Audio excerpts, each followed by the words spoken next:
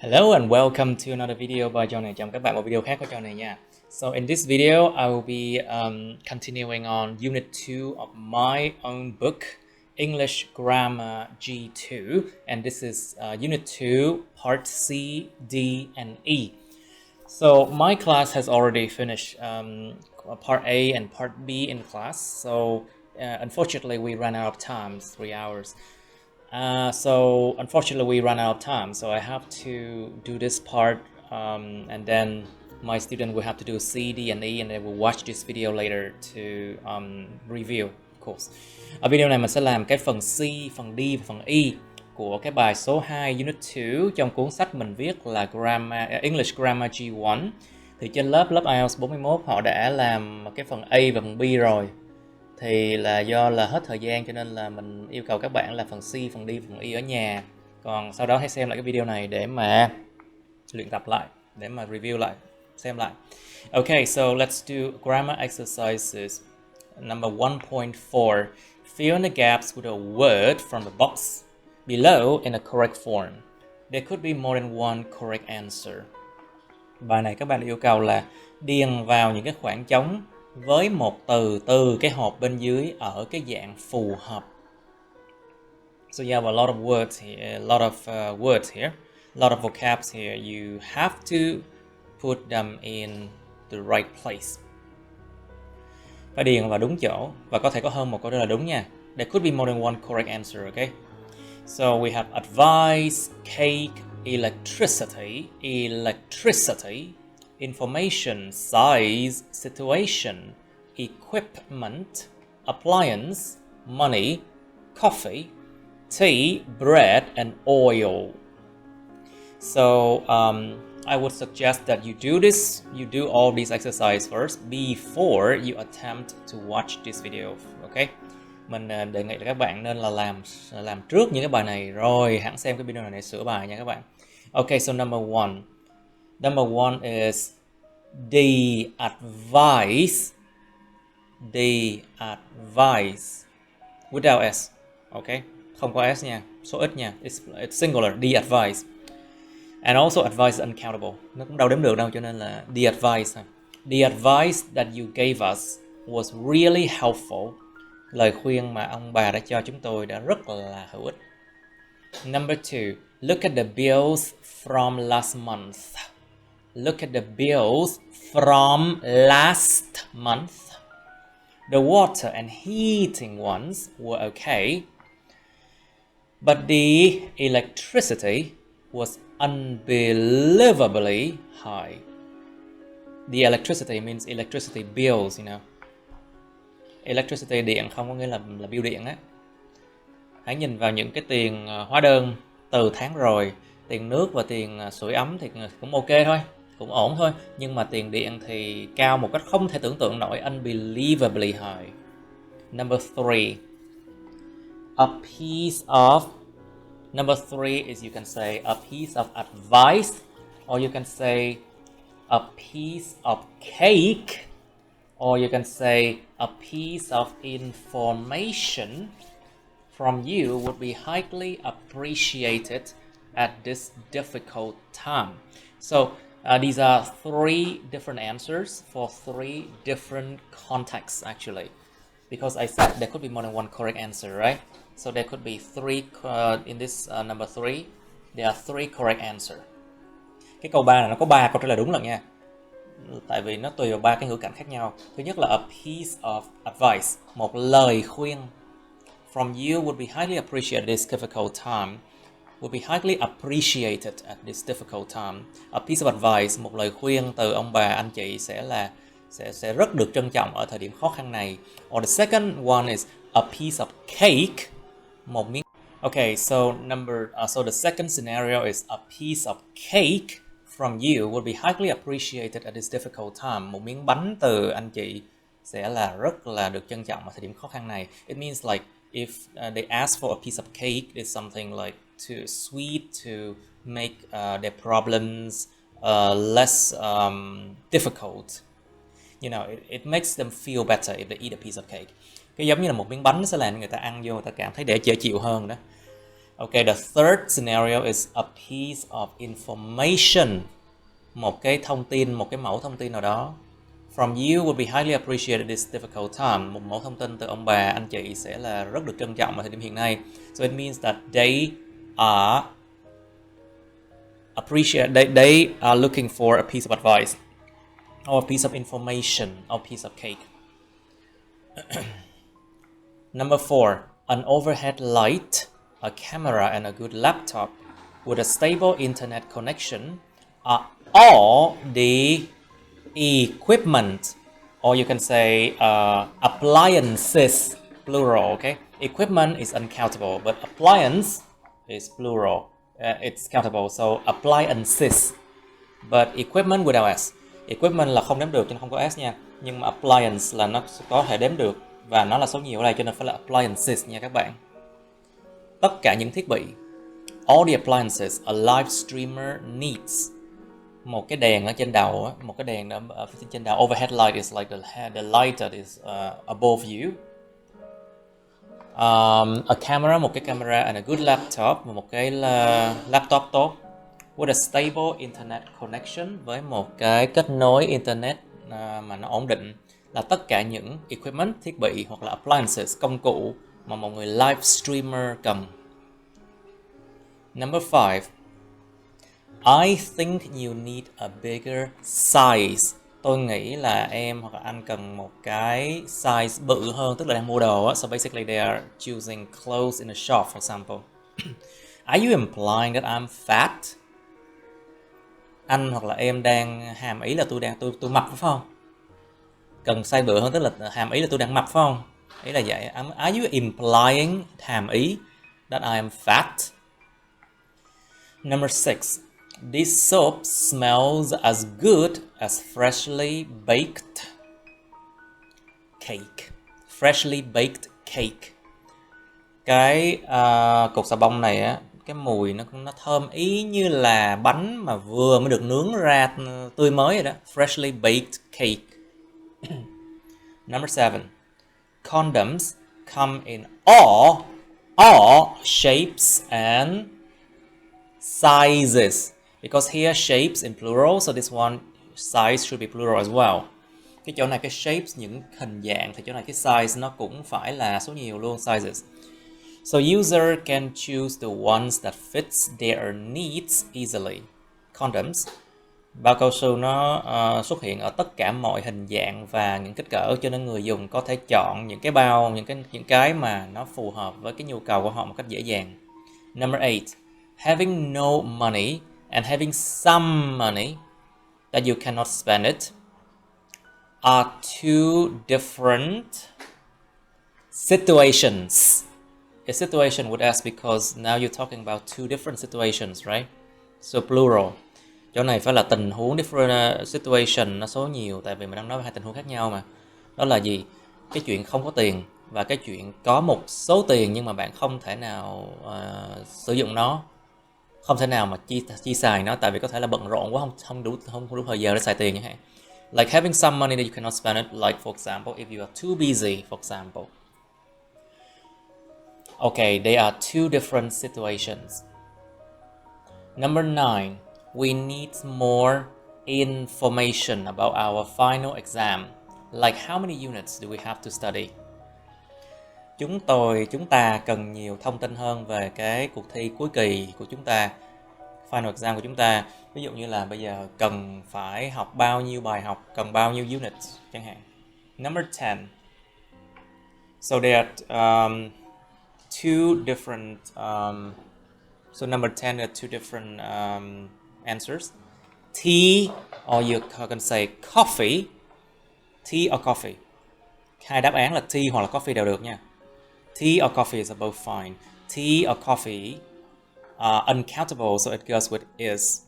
Cái tea với coffee nó đều không đếm được trong trường hợp này. Nó nói về trà và cà phê nói chung, cho nên là dừng là không đếm được thì nó đi với is là đúng rồi. Tea or coffee is filled with antioxidants that can have a beneficial effect on your overall well-being. Trà hoặc cà phê được lấp đầy với lại những cái chất mà chống oxy hóa mà có thể có một cái tác động tích cực tác động có lợi lên trên cái sự khỏe khoắn nói chung các bạn. Number 11. Studies have shown that ice creams, coffee, tea, and cakes, or you can say money. There are two different answers. Cakes or money. Có hai câu trả lời đúng, đó là chữ cakes là những chiếc bánh á, hoặc là money là tiền nói chung. Can significantly boost your mood.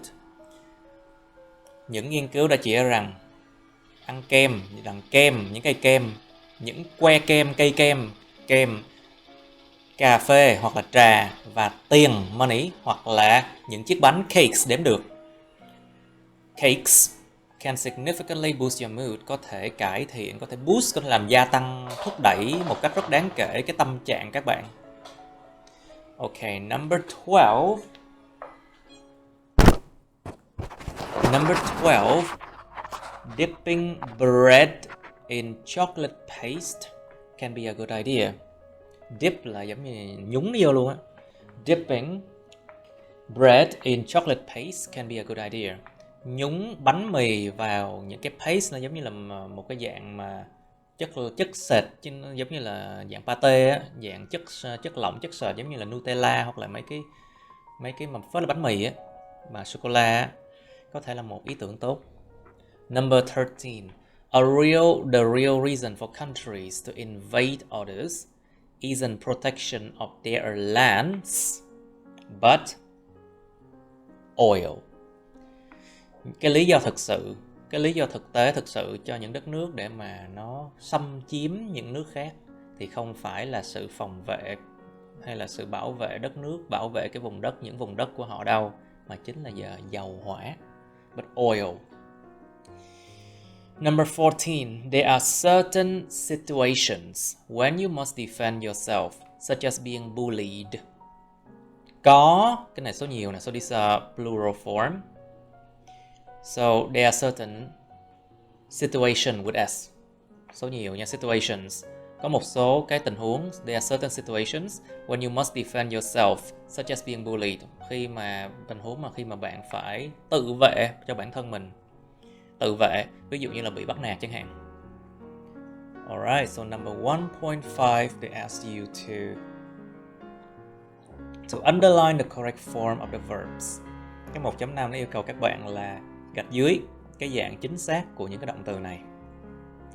So you have to see whether these verbs are, how can I say, plural or singular.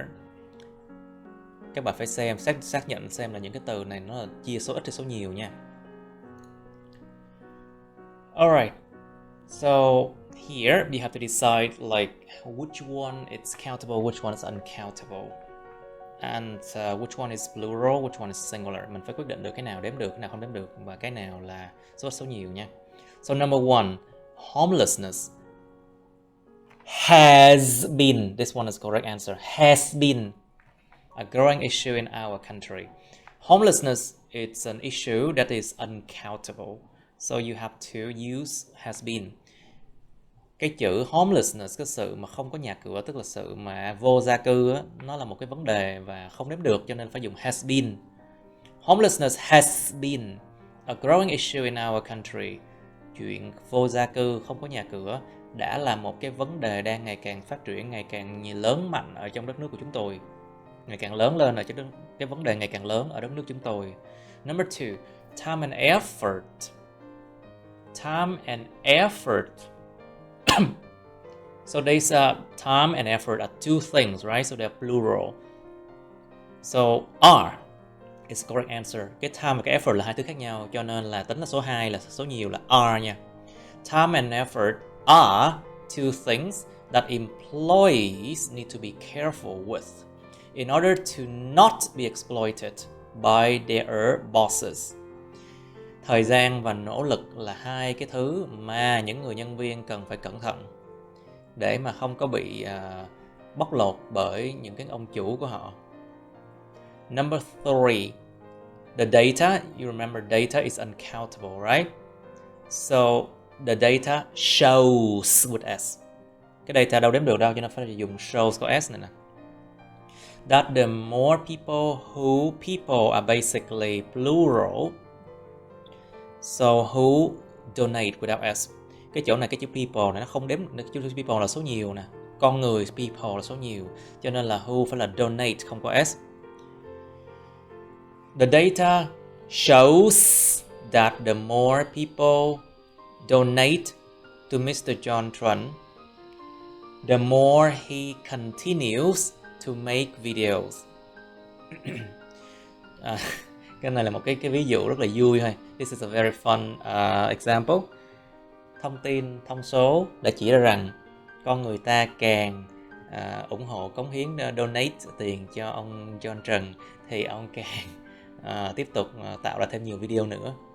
Of course, nếu các bạn donate thêm cho mình thì có thể là mình sẽ tiếp tục, mình có thêm động lực để mà làm thêm video.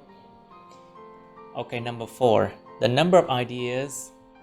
So basically, when it's like a cluster of words like this, khi nó là cụm từ như thế này, you have to define which one is the main noun that you have to look at. Các bạn phải xem nguyên cái đống từ này, cái nào là cái danh từ chính nhất ở trong đây.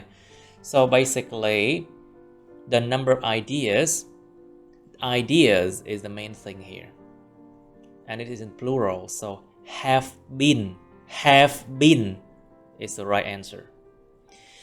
Trong cái đống cụm từ này mình phải quyết định được là cái từ nào là cái từ chính. Một số những ý tưởng thì cái chữ ý tưởng này mới là cái chính, mà ý tưởng này là số nhiều, cho nên nó chia là chữ have been mới đúng. A number of ideas have been proposed. Một số ý tưởng đã được đề xuất lên. Number 5. An amount of water. Again, there's a cluster of words like this. You have to define which one is the main thing. And in this case, water is the main noun here. But water is uncountable. So, has been is a correct answer for number 5. Nguyên cái đống từ này thì cái an amount of water thì cái chữ nước, cái chữ water nó là cái chính ở đây, mà nước lại không đếm được, cho nên phải là has been. An amount of water has been lost in the process. Một lượng nước đã bị mất mát trong cái quá trình đó. Number 6. The news today. Once again, the news today. Of course, the news is the main thing here, but remember, some nouns, they look plural, but they're not. And news is one of them. Một số danh từ nó nhìn nó có vẻ số nhiều, có s đằng sau nhưng mà không hề nha. The news tính như là số ít nha các bạn. Cho nên là the news today phải là is. So the news today, the news is uncountable, so is, okay? The news today is about a firefighter. Fire, y ngắn r nè, ir nè. Firefighter who has helped a family to survive a fire. Cái tin tức hôm nay là về một cái người lính cứu hỏa mà đã giúp một gia đình sống sót một cái vụ hỏa hoạn. Number 7. The ideas in the proposal. Of course, which one is the most important here? So the ideas are the most important here, and it's in plural form. So were is the right answer. Were. Were is the right answer. Nhớ là were nó kéo dài rồi nha các bạn. Tại nó có re cuối nữa, nữa nè. So basically were is long vowel. Nó là cái gần như nguyên âm kéo dài á. The ideas in a proposal thì cái the idea này là cái chính.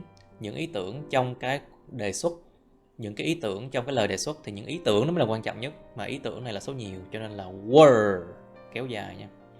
The ideas in a proposal were not practical enough to be taken seriously. Những ý tưởng trong cái lời đề xuất đã không có đủ gọi là thực tế để được người ta coi xem xét một cách nghiêm túc. Number 8. All the equipment in our shop. So of course, the equipment is the main thing here. So equipment is uncountable. So is the correct answer, okay? Tất cả thiết bị trong cái shop hàng, cửa hàng của chúng tôi thì thiết bị nó mới là cái quan trọng nhất, mà thiết bị không đếm được cho nên là is nha các bạn. All the equipment in our shop is of superb quality. Superb means like excellent quality. Superb means excellent, giống như là tuyệt hảo, chất lượng tuyệt vời, tuyệt hảo. So you don't have to worry. Tất cả thiết bị trong cái cửa hàng của chúng tôi là thuộc về chất lượng tuyệt hảo, cho nên tuyệt vời, cho nên ông bà không cần phải lo lắng. Anh chị ông bà không phải lo lắng. Number 9. Most of the data. So which one is important? Of course, data is important, isn't it? But data is uncountable, so was is the correct answer. Even though most means that's a lot, right? But still, data is the most important word here. And it's uncountable, so was is correct answer. Cái chỗ này phần đông cái thông tin thì cái thông tin là cái quan trọng nhất. Mặc dù cái chữ most phần đông á, nó nghe có vẻ số nhiều đấy, nhưng không, cái từ data này mới là quan trọng nhất. Thì cái data này nó là số ít, cho nên phải chia là was. Most, okay. And here, but I think our technicians can replace what? Replace it. Because as I say, it, because here can replace it, because you're talking about, you're referring to data. And data is uncountable, so you have to use a singular pronoun, it. Cái chỗ này á, là nó ghi là có thể thay thế được nó, tại vì nó là gì? Là cái thông số này nè, cái thông tin này nè, hoặc là cái dữ liệu này nè. Mà dữ liệu là số ít, cho nên là mình phải dùng một cái pronoun, một cái đại từ mà thay thế số ít là it ở đây. Most of the data was erased from the memory. Phần đông dữ liệu đã bị xóa sạch khỏi bộ nhớ. But I think our technician can replace it. Nhưng mà tôi nghĩ rằng những kỹ thuật viên của chúng tôi có thể thay thế được nó. Number 10. Transport to and from the airport. Which one is important? The word transport is most important. Trong cái cụm mà việc đi lại, đến và đi từ cái sân bay, thì cái chữ việc đi lại này nó mới là cái từ quan trọng nhất. Nó là thành tố chính luôn á. Cho nên là dùng is là đúng. So is the correct answer because transport is uncountable and it's a main thing. So is. So you should organize it in advance. It here refers to the word transport, of course, and it's uncountable, so you use a singular pronoun it. Cái chỗ này á, cho nên anh chị, ông bà nên sắp xếp nó. Cái nó này là gì? Nó thay thế cho cái, nó là đại từ nó là đại từ thay thế số ít để thay thế cho cái chữ transport, vốn là không đếm được. Nên dùng it mới đúng nha. So transport to and from the airport is not included in the ticket price. So you should organize it in advance. Cái chuyện đi lại đến và đi từ cái sân bay thì không có bao gồm trong cái giá vé đâu nhé. Cho nên ông bà anh chị nên sắp xếp cái chuyện đó trước. Tức là chuyện đó là chuyện gì? Chuyện đi lại á. Number 11. Moment. Eating and sleeping a lot. Eating and sleeping a lot. Which one?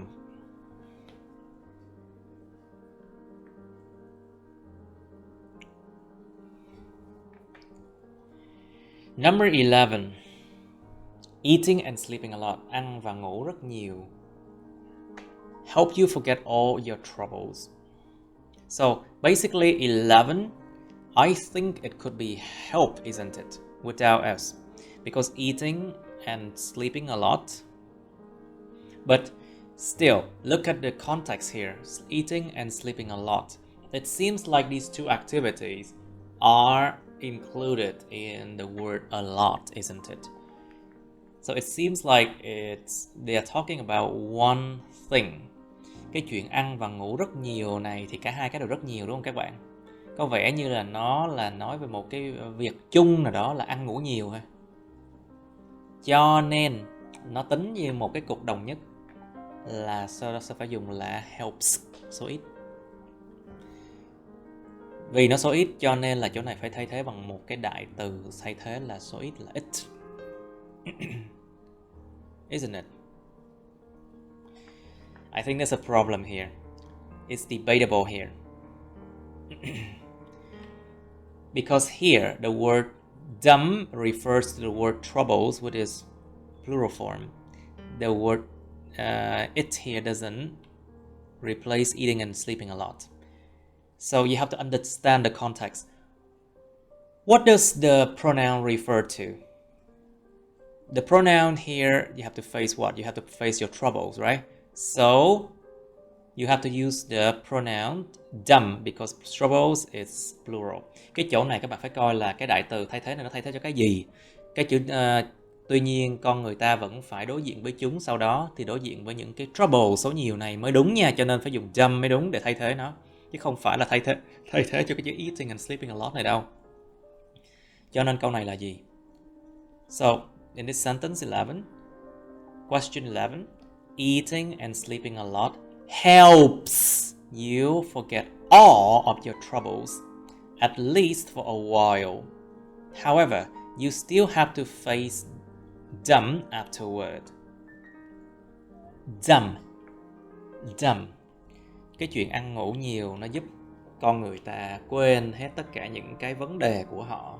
Trouble của S này chỉ dùng cho tất cả những vấn đề của một người hoặc đất nước có thôi nha các bạn. So the word troubles with S here are only used to talk about all the problems that a person has or a country has. Only for that meaning, specific meaning, okay? Nó chỉ cho cái nghĩa cụ thể đó thôi nha. Chứ thường trouble không có S đâu. Normally troubles doesn't come with S. Number 12. Dare something. Well, okay, so when the subject is a dare, basically you have to decide whether it's singular or plural depending on the object. And in this case, it's recreational facilities. And it's plural. So number 12 is were. Khi mà cái chủ ngữ của câu nó là dare như thế này, mình không biết được nó là số ít số nhiều, thì mình phải lựa chọn quyết định dựa vào cái object của câu. Ở đây chính là cái recreational facilities, mà nó là số nhiều thì là chọn were. There were no recreational facilities like clubs, bars or pubs in the area. Re là làm lại, create là tái tạo, recreational là tái tạo lại sức lao động bằng cách gì? Giải trí. Cho nên cái recreational này là giải trí. Recreational. So basically, recreational facilities means facilities that people can use to relax. Okay. Now, I have to fix something here. All right. A moment, please. Alright.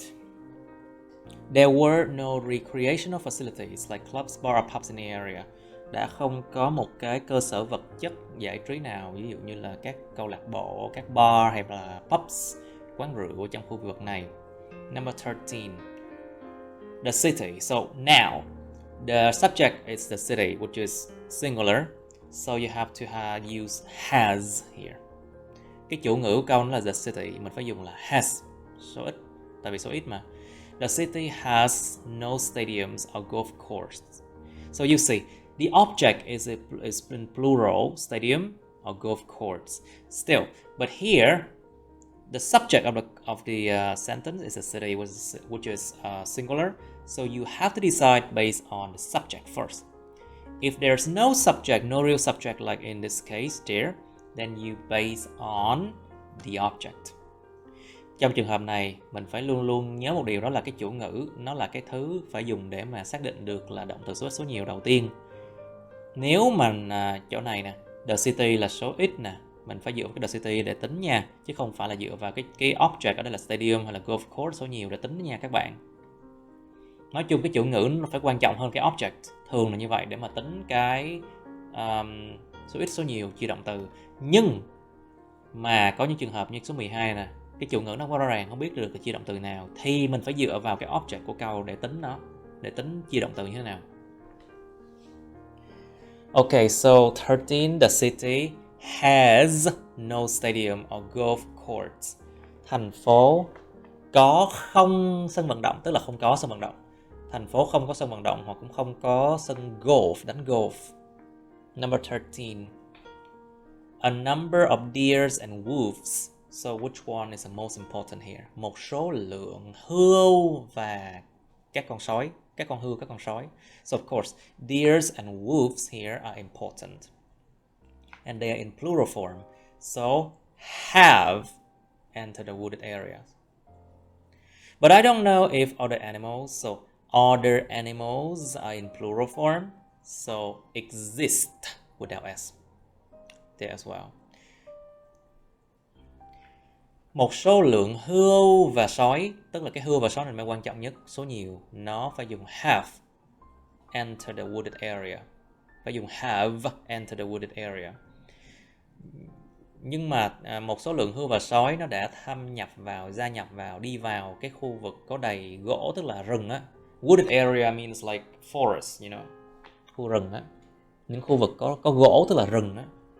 But I don't know if other animals, nhưng mà tôi không biết liệu những con động vật khác, những con động vật khác số nhiều nè, cho nên phải chọn là exist không có s.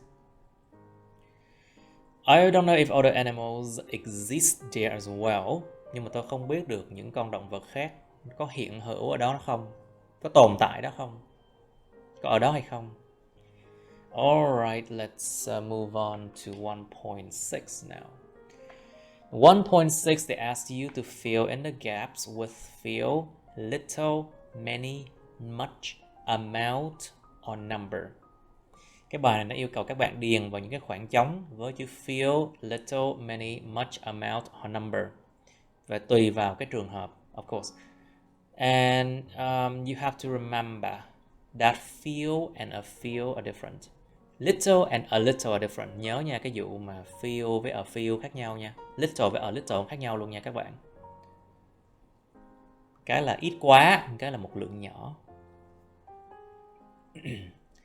Alright, so let me take a break first. Alright, so number 1.6. How much money do we need? Chúng ta cần bao nhiêu tiền? Okay, so number one, so basically I'm just gonna read, okay? Mình chỉ đọc ra thôi nha. Okay, number one, it's the amount of money each person needs depends on many factors. So basically, money is uncountable, so amount is the correct word for it. Cái money đâu đếm được đâu, cho nên amount là phù hợp.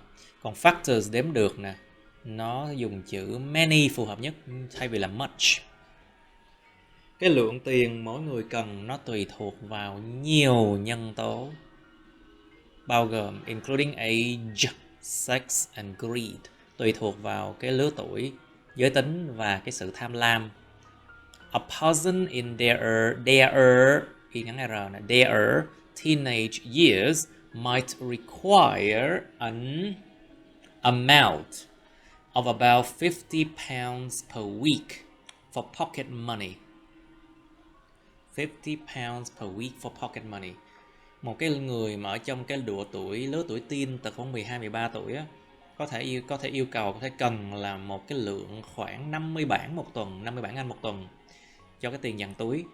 However, for most people of working age, as little or as much as £500 per week might be adequate. We don't know if £500 is little or is it much for them because it depends on if you're rich or poor, right?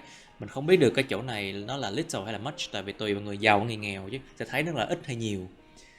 Tuy nhiên phần đông người ở độ tuổi lao động thì ít như là as little, ít như là 500 bảng, hoặc là as much, nhiều như là 500 bảng một tuần có thể là sẽ đủ. So basically here it's not a little, but not it's not a little, but it's little because they want to imply that it's not enough. Cái chỗ này mình muốn hàm ý là cái lượng nó không có đủ, cho nên phải dùng là little chứ không phải là a little nha. Hoặc là nhiều dùng much, tại vì cái tiền đâu đếm được đâu, cái chữ money đâu đếm được đâu. So money is uncountable. You can use little or much. As 500 pounds per week might be adequate. Men and women might differ in their choice of purchase. Không phải purchase nha, purchase. Men and women might differ in their choice of purchase. Đàn ông và phụ nữ đàn ông và đàn bà có thể là sẽ khác biệt trong cái lựa chọn mua sắm của họ. But a large number of them, because of course men and women are countable. So you say a large number of them. Cái chữ men và woman đếm được mà, cho nên phải dùng là một số lượng lớn trong họ. A large number of them. Shopaholics là những người nghiện mua sắm, shopaholics. And few latest items and trends will escape their attention. Chỗ này, so here we want to imply that very little, very few latest items and trends, a very small amount, very small number will escape their attention. Cái chỗ này mình muốn nói là rất ít những cái đồ mà mới nhất và những cái xu hướng mới nhất sẽ thoát khỏi cái sự chú ý của họ. Mình muốn hàm ý, muốn nhắm cái chuyện là ít quá, mà items và trends là đếm được, cho nên phải là few. Basically, we want to say that so little, it's so few. So you use few latest items and trends because latest items and trends are plural as well. So few latest items and trends will escape their attention. Cho nên ít có cái vật dụng mới nhất và những xu hướng mới nhất nào sẽ thoát khỏi sự chú ý của họ. Billionaires often say that money doesn't matter. Những người tỷ phú thường nói rằng tiền chẳng thành vấn đề đâu. But very few ordinary people would agree with that. People's is plural, so of course you use few. It's countable. So few. And also we want to say that this the very small number of people. So we use few, not a few, okay? Cái chỗ này dùng few tại vì people đếm được mà. Đếm được, people đếm được. Cho nên là dùng few vậy, chứ không phải là a few. Nếu mà a few thì là nó một số lượng nhỏ, còn bây giờ muốn hàm ý nó là một cái số lượng ít lắm. Cho mình dùng chữ few là hợp lý ở đây. But very few ordinary people would agree with that. Rất ít người bình thường nào sẽ đồng ý với điều đó. When having to struggle to make ends meet, khi mà phải vật lộn để mà kiếm sống, to make ends meet, struggle to meet ends meet, vật lộn để kiếm sống, struggle to make ends meet. As little as a 5 pounds increase for an hourly rate would be vital for a worker. Here, the word 5 pound increase, so the word increase is the most important, and it is uncountable because you want to say an increase in general, right? So it's uncountable, so you use little. But 5 pounds like very little anyway, it's not much, so you use the word little in here, okay? As little as a 5 pound increase for an hourly rate would be vital for a worker. Cái chỗ này á, mình tính dựa vào cái từ 5 pound increase. Mà cái từ increase mới là quan trọng nhất ở đây. Một sự gia tăng 5 bảng. 5 bảng không bao nhiêu đó, cho nên dùng little là phù hợp. Và increase cũng không đếm được, tại vì mình nói một sự gia tăng nói chung mà, cho nên dùng little. As little as a 5 pound increase. Increase is a noun, okay? Danh từ increase. For an hourly rate would be vital for worker. Ít đến mức như là một sự gia tăng có 5 bảng thôi, cho cái gọi là mức tiền lương 1 giờ. Nó sẽ là tối quan trọng luôn á, cho một cái người mà lao động, một người lao động. With that being said, với điều đó được nói ra, many labor unions. So labor unions are plural here, so many. Many labor unions, số nhiều nè, cho nên là phải dùng many. Nhiều công đoàn lao động. Nhiều đoàn lao động. Many labor unions have been fighting for the workforce to improve their pay. Nhiều đoàn lao động đã và đang fighting, đang đấu tranh cho cái lực lượng lao động, đấu tranh cho lực lượng lao động để mà cải thiện cái sự trả tiền của họ, cái lương của họ. And much effort is required because effort in general, so it's uncountable. So much effort. Cái effort đó là một cái chữ nỗ lực, có nghĩa là nói chung thôi, không nói riêng, nó không đếm được, cho nên phải dùng much. Much effort is required to make life for workers more comfortable. Và cần rất nhiều nỗ lực để mà làm cho cuộc sống của những người lao động nó thoải mái hơn. Okay, now for greedy corporations and multinational companies. UL là O nè, ULSO, multinational companies, corporations. Cho những cái tập đoàn và những công ty đa quốc gia mà tham lam, in order to maximize their profits, để mà làm tối đa hóa lợi nhuận của họ. Many costs have to be cut. Cost here is the plural form, so many. Cái chữ cost này là số nhiều rồi nè, cho nên phải dùng many. Many costs have to be cut. Nhiều cái khoản chi phí phải được cắt giảm. And unfortunately, these include the tiny amount of cash that their workers receive per hour. Amount of cash. Cash here it's in general, so it's uncountable. So amount, okay? Và xui thay những cái đó, những cái cắt giảm đó, these include like cost cutting, you know, these cost cutting. And unfortunately, these cost cutting include the tiny amount of cash that their workers receive per hour. Phải cắt giảm giá thành, phải cắt giảm chi phí, và xui thay những cái đó, những sự cắt giảm đó bao gồm cái lượng tiền cash này không đếm được nha, chứ phải là amount, cái lượng tiền cash, cái lượng tiền mặt mà nhỏ nhoi mà những người lao động phải nhận được một giờ. Alright, so managers and CEO even argue, not argue, okay? Argue. Even argue that the minimum wage system has worked so well to ensure that few employees receive too much pay to spend on alcohol and drugs. Những người quản lý và những người giám đốc điều hành còn bàn cãi tranh luận rằng cái hệ thống tiền lương tối thiểu nó đã vận hành quá tốt để đảm bảo rằng few employees số nhiều đếm được, mà mình muốn hàm ý là ít có người nào, cho nên dùng chữ few chứ không phải a few. So we want to say that employees, we want to say that,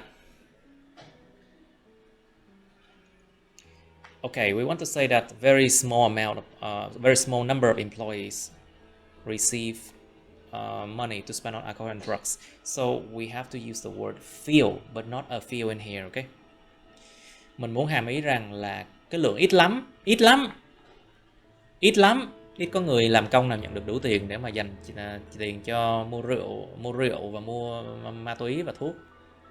Cho nên là muốn nói ít lắm, cho nên phải dùng là few chứ không phải a few ở đây. Has worked so well to ensure that few employees receive too much pay, để đảm bảo rằng ít có người làm công nào nhận được quá nhiều sự chi trả tiền. Too much pay. Pay here is a general thing and it's uncountable, so you use the word much. Cái chữ pay này không đếm được và nó nói chung thôi mà, cho nên là chữ pay này không đếm được và nó dùng much là phù hợp nhất. Receive too much pay to spend on alcohol and drugs. Hệ thống lương tối thiểu này nó đã vận hành quá tốt để đảm bảo rằng ít có người làm công nào, người nhân công nào nhận được, ít có nhân viên nào nhận được quá nhiều sự trả tiền lương để mà dành cho mua rượu và ma túy. Needless to say, không cần thiết để nói cũng biết. That argument, no, not argument, ok, không có argument nha, nó là argument. That argument has led to much rage and little respect from the general workforce. Of course, rage and respect basically terms that are uncountable. So much rage and little respect. Cái chữ rage sự phẫn nộ và chữ respect này tôn trọng nó đều là những cái vấn đề mà gọi là nói chung những cái vấn đề mà trong xã hội và nó không đếm được, cho nên là dùng chữ much rage và little respect đã là phù hợp. Needless to say that argument has led to much rage and little respect for the general workforce. Không cần phải nói cũng biết, cái cuộc tranh luận, cái sự tranh luận như vậy nó đã dẫn đến rất là nhiều sự phẫn nộ và rất ít sự tôn trọng từ cái lực lượng lao động nói chung. Alright, now try to practice pronunciation. Pronunciation is important. Try to practice pronunciation by reading carefully after me. Be careful with how long the vowels are, the ending sound every word, and the stress pattern on each word. Okay? Bây giờ phải luyện phát âm cho các bạn đọc theo mình. Chú ý 3 điều thôi. Độ dài ngắn của âm. Âm cuối là cái gì? Cái chữ cuối, cái âm cuối là cái gì? Nhấn âm mấy trong từ. Okay, how much money do we need? The amount of money each person needs depends on many factors, including age, sex, and greed. A person in their teenage years might require an amount of about £50 per week for pocket money.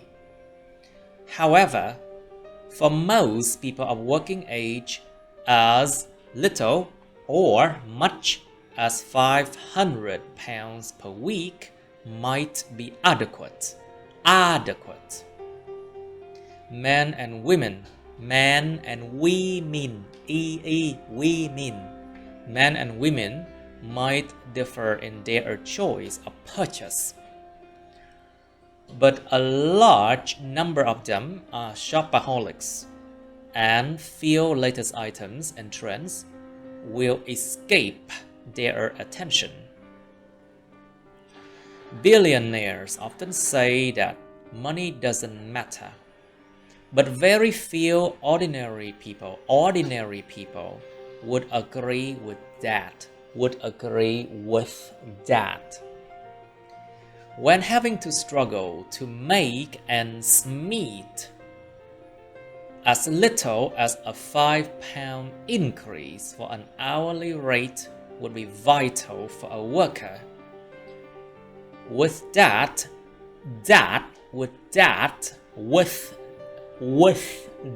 being said, many labor unions have been fighting for the workforce to improve their pay, and much effort is required to make life for workers more comfortable. For greedy corporations and multinational companies, in order to maximize their profits, many cost. Cái chỗ này á, STS thì cái sự ST nó vẫn thắng thế cái S cuối, cho nên là cost ST thôi. So here ST and S. ST is still stronger in sound compared to S, the final S. So you only need to pronounce like ST. So many costs have to be cut. And unfortunately, these include the tiny amount of cash that their workers received per hour. Managers and CEOs even argue that the minimum wage system has worked so well to ensure that few employees receive too much pay to spend on alcohols and drugs. Needless to say, that argument has led to much rage and little respect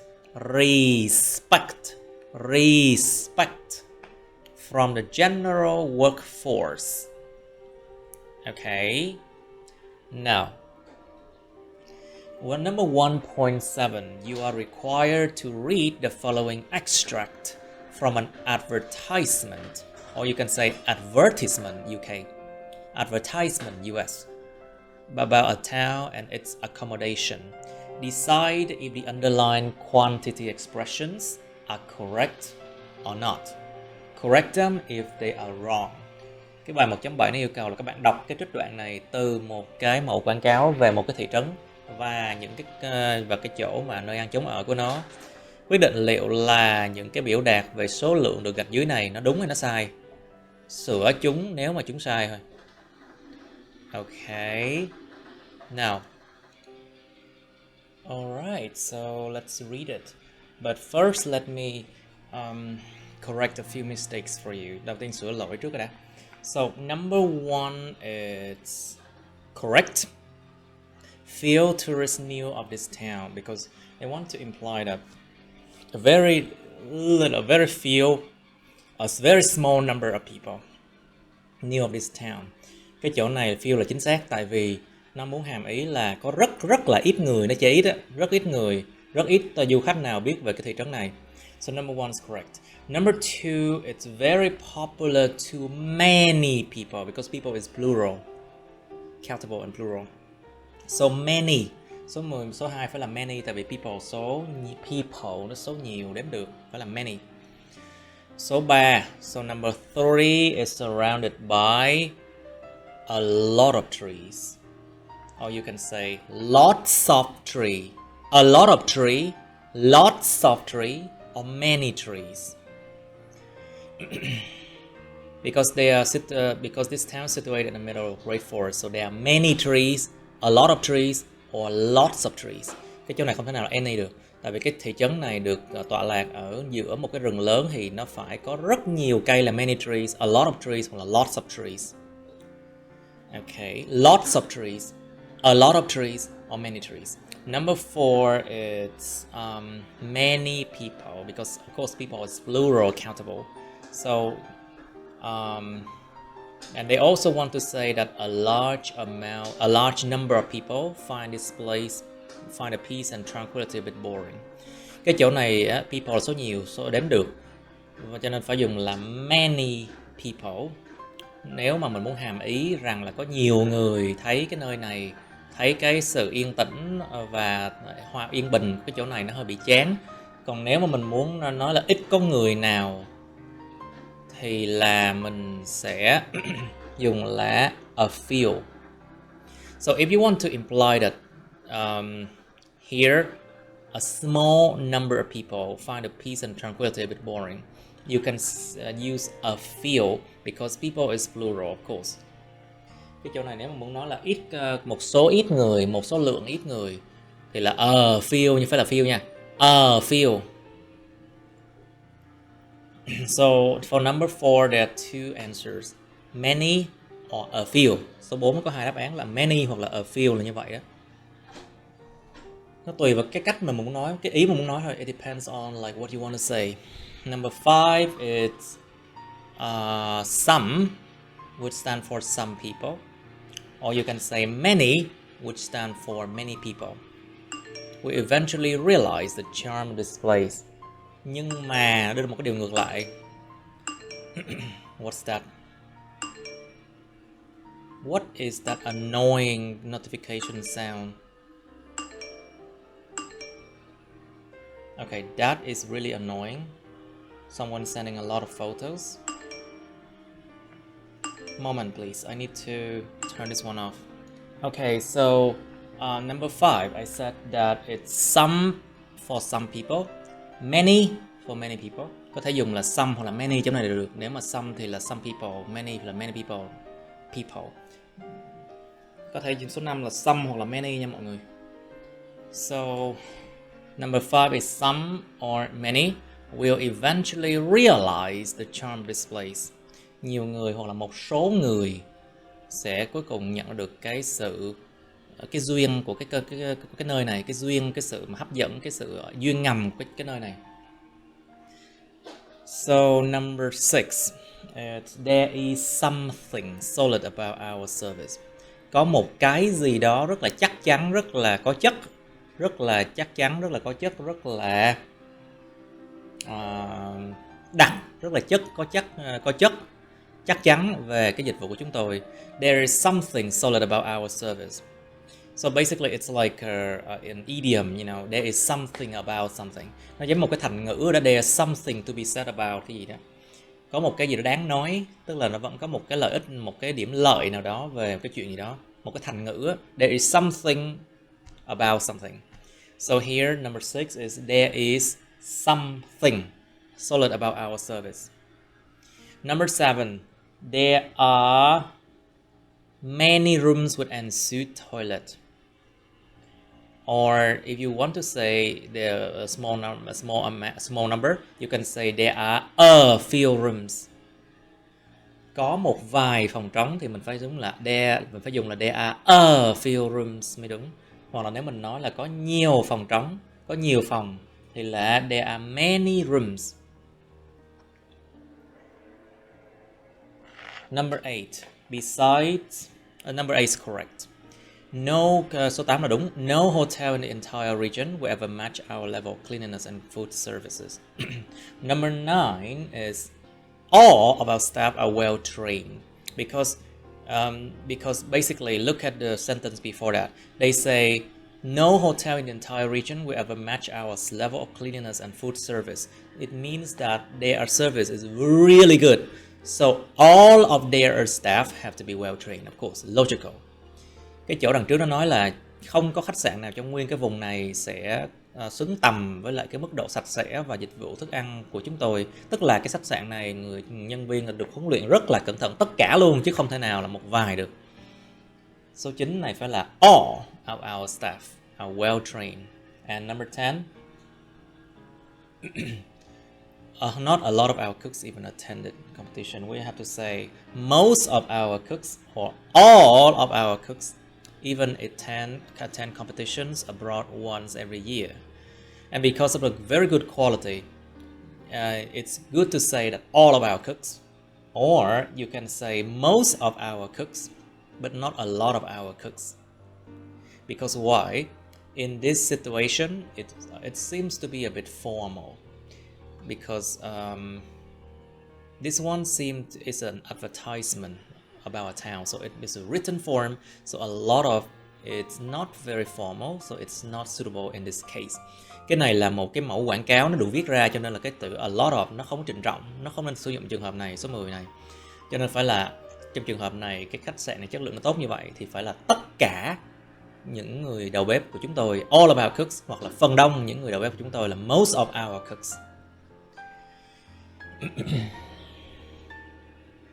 Okay, number 11. Gyms are accountable. So, a number of gyms. Gym đếm được phải là a number of gyms mới đúng. A number of gyms. Number 12 is a wide variety of birds. Because the area is blessed, so it means there's a lot of different varieties of birds. You have to choose a wide variety, not a few variety. Cái chỗ này nó nói là khu vực này được ban phước, giống như là được có phước lành vậy đó. Thì đương nhiên là cái số chủng loại chim nó phải là rất nhiều, nó phải là a wide variety, một sự đa dạng chủng loại rất rộng lớn, những loài chim, a wide variety of birds.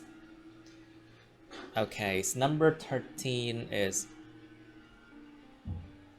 plenty of birds singing their beautiful tunes to you, or you can say many birds singing their beautiful tunes to you, because birds here are plural, so amount is absolutely not good. But then if you say a large number of birds sing their beautiful tunes to you, it doesn't sound natural. Because why? When you talk about birds singing their beautiful tunes to you, you don't use the academic way, like in the scientific way, because now it's a bit, how can I say, romantic. So, plenty of birds, or many birds, it sounds much better, more natural, you know. Cái chỗ số 13 này nó hơi bị khó, tại vì sao? Cái giọng của nó ghi là nhiều con chim, nhiều chú chim hát những cái giai điệu tuyệt vời, nó là những cái điều mà lãng mạn. Cho nên dùng chữ a large number of birds để thay thế cái này. Nó nghe nó như là văn bản khoa học, nó không phù hợp lắm.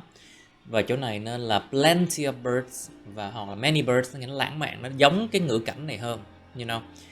A large amount of birds là không đúng, tại vì birds đếm được, không thể dùng amount được. Okay. Now let's try to read this one. Pronounce, just read this one carefully and I'll explain it. Okay. Read after me. Đọc theo tôi nè. Our town was built in 1948 when the area was still relatively new. Few tourists knew of this town by then, but the location made it very popular to many people seeking medical attention.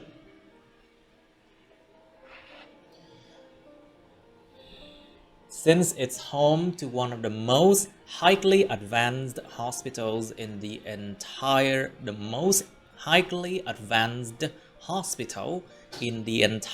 region. Don't be shocked when you get out of the plane, just to find yourself surrounded by a lot of trees, lots of trees, many trees, since the town is situated in the middle of the great forest.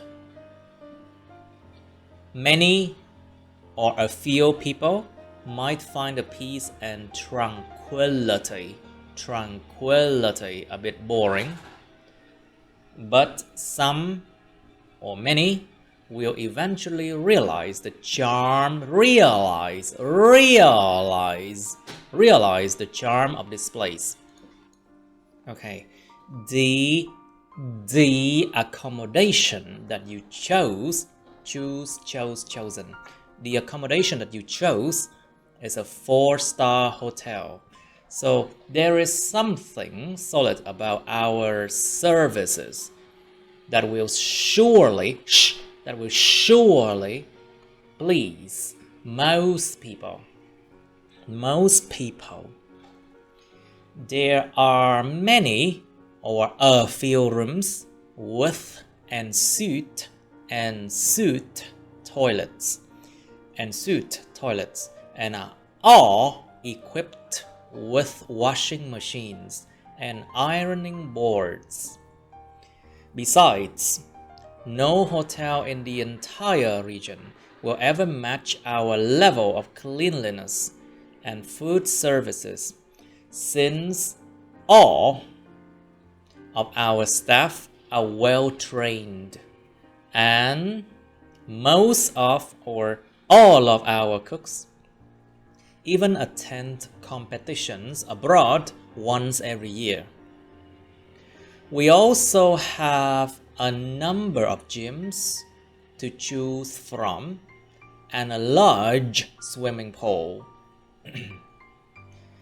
The area is blessed with a wide variety of birds, so you will be pleasantly surprised to wake up in the morning and see plenty of birds or many birds singing their beautiful tunes to you. Okay, now we come to the test practice. Of course, that is my picture when back when I was in Hungary, 2013, 9 years ago, I would say. About 9 years ago from this video. Đó là cái hình của tôi á, of course. Đó là Johnny hồi còn học bên Hungary, học dược bên Hung á. Cái này là 9 năm trước rồi. Từ cái lúc mà cái video này ra lò này là 9 năm trước. Okay, let's do test practice. 1.8 Reading practice. Read aloud the following passages. Các bạn được yêu cầu là đọc cho thật là rõ những cái đoạn sau đây. Then this talk about types of bonding in chemistry. Cái bài này nói về những loại mà liên kết trong hóa học. Đây là một cái bài mà gọi là khá cơ bản thôi, nó chỉ là hóa học cơ bản thôi, đừng có lo các bạn. Nếu các bạn sợ hóa, các bạn cũng chẳng có cần gì phải sợ cả, nó không có gì mà gọi là quá là cao siêu đâu. So if you are afraid of chemistry or science, don't worry, this is only very, very basic chemistry. Now, types of bonding in chemistry. Read after me. Đọc theo tôi đi. Types. Types. Types. The types of bonding in chemistry. For those people, For those people who learned about chemistry in school, they would have studied the periodic table first. The names of the elements, and then the properties of the bonds between the elements. Những loại liên kết trong hóa học. Với những người mà đã học về hóa học ở trong trường, họ có thể đã học được đầu tiên là về cái bảng tuần hoàn á, bảng periodic table mang tính chu kỳ, bảng tuần hoàn á. Đầu tiên, những cái tên của những nguyên tố, the names of the elements, và sau đó là tính chất properties của những cái liên kết giữa các nguyên tố. In order to understand the basic chemical bonds, one would need to know a chemical term called electronegativity. It is defined as the ability of an atom to attract electrons to it. Therefore, a carbon atom with the value of 2.5 is less likely to pull electrons to it, compared to oxygen and chlorine, who hold the electronegativity values of 3.5 and 3.0 respectively. Or 3.0, you can say 3.0, 3.0 respectively. Này đọc là 3.0, 3.0 hoặc là 3.0 đều được nha. 3.0, 3.0 respectively. The reverse is also true too, with hydrogen being less attractive to electrons than carbon due to having a value of only 2.1. Để mà hiểu được những cái liên kết hóa học cơ bản, một người nào đó cần phải biết về một khái niệm hóa học được gọi là độ âm điện, electronegativity. Nó được định nghĩa như là cái khả năng có một cái nguyên tử atom để mà nó hấp dẫn electrons đến với nó. Hấp dẫn những electrons đến với nó. Vì thế, một cái nguyên tử carbon, một nguyên tử carbon, tiếng Việt là carbon, tiếng Anh là carbon nha các bạn. Với giá trị là 2.5 độ âm điện, nó sẽ ít có khả năng là kéo electrons đến với nó nếu mà so sánh với oxygen và oxy và chlor á. Mà nó chứa cái độ âm điện, giá trị độ âm điện là 3.5 và 3.0 tương xứng, tức là làm sao? Cái 3.5 là oxygen, còn cái 3.0 là chlorine, tương xứng theo cái trật tự mình nêu cái nào trước á. The reverse is also true too. Cái điều ngược lại nó cũng đúng nữa. Với cái hydrogen á, nó sẽ ít hấp dẫn hơn đối với electron so với carbon, do nó chỉ có cái giá trị là 2.1 mà thôi, tức là hydrogen nó có 2.1 thôi. When two atoms come together to form a bond, they share the electrons of their outermost shells. However, not all sharing is equal, as it depends greatly on the values of the electronegativity of both atoms. For instance, the hydrogen-oxygen bond in a molecule of water, H2O, does have an unequal sharing, as the two electrons that form the bond have a tendency to lean towards the oxygen atom more. lean towards the oxygen atom more. The bond is thus considered as being polar covalent, and a partially negative charge is applied to the oxygen, while a partially positive one is ascribed to the hydrogen atom. Khi mà hai cái nguyên tử nó lại gần nhau để tạo ra một cái liên kết, thì chúng chia sẻ những cái electrons ở cái phân lớp ngoài cùng nhất của nó, outermost. Phân lớp ngoài cùng nhất của nó. Tuy nhiên không phải tất cả mọi cái sự chia sẻ nó đều là cân bằng, đồng đều hay là bình đẳng. Bởi vì nó phụ thuộc rất là lớn vào cái giá trị của độ âm điện của từng cái nguyên tố. Ví dụ, trong cái liên kết giữa hydrogen và oxygen đi, hydro và oxy đi, trong một cái nguyên tử nước H2O đi, nó có một cái một sự chia sẻ không đồng đều, unequal sharing. Bởi vì khi mà hai cái electrons á, mà nó tạo ra cái liên kết đó, nó có cái xu hướng là nó lean, nó nghiêng hẳn qua, nó nghiêng hướng về cái phân tử, về cái nguyên tử oxygen nhiều hơn. Cái liên kết đó thì vì thế được coi như là nó polar covalent, là liên kết hóa trị phân cực á. Tại vì nó phân ra, nó không có đồng đều, nó phân ra, nó chia, nó nghiêng qua bên. Và một cái gọi là điện tích âm một phần á, bán phần một điện tích âm mà nó không hoàn toàn là thành âm, nhưng mà nó một chút xíu là nó giống như là nó không hoàn toàn là điện tích âm, nó chỉ là điện tích âm nó bán phần thôi, một nửa một phần thôi. Một cái điện tích âm một phần nó được áp dụng vào cái nguyên tử oxygen, trong khi một điện tích dương một cái điện tích dương mà không hoàn chỉnh thì nó được gán ghép đối với lại cái nguyên tử hydrogen. Okay, let's continue.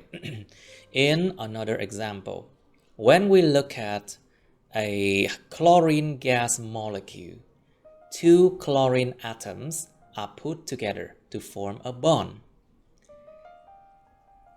Since they have the identical values of 3.0, or you can say 3.0, the bond itself, muốn đọc sao không được, the bond itself is equal in terms of the distance of the electrons of the bond to the nuclei of the two chlorine atoms.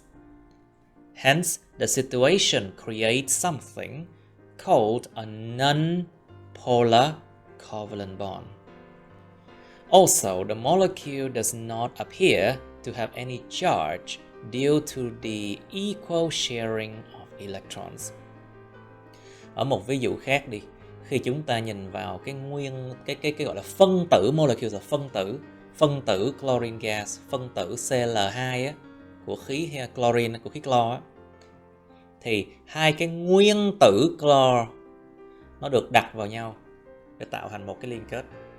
Từ khi mà chúng có một cái giá trị tương đồng, một cái giá trị y chang nhau, giống nhau là 3.0 đi, tại vì cùng là clo mà, because they are all chlorine. Cái liên kết đó, bản thân nó thì nó đồng đều nhau, nó bằng nhau. Khi mà nói về cái khoảng cách của những electrons của cái liên kết đó với lại cái hạt nhân, hai cái hạt nhân của hai cái nguyên tử chlorine. Vì thế, cái tình huống này nó tạo ra một cái gì đó nó gọi là liên kết hóa trị không phân cực.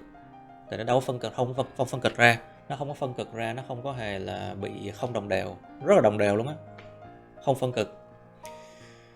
Ngoài ra thì sao? Cũng sao? Cái phân tử đó nó không có vẻ như có bất kỳ cái điện tích nào do là cái sự chia sẻ đồng đều của electrons. So you can see all the pictures I put here. In case of sodium, natri, in case of sodium, a metal element with the electronegativity value of 0.9 or 0.9, and chlorine When combined together in a sodium chloride NaCl or sodium chloride molecule, it creates a situation where the difference in electronegativity is too high.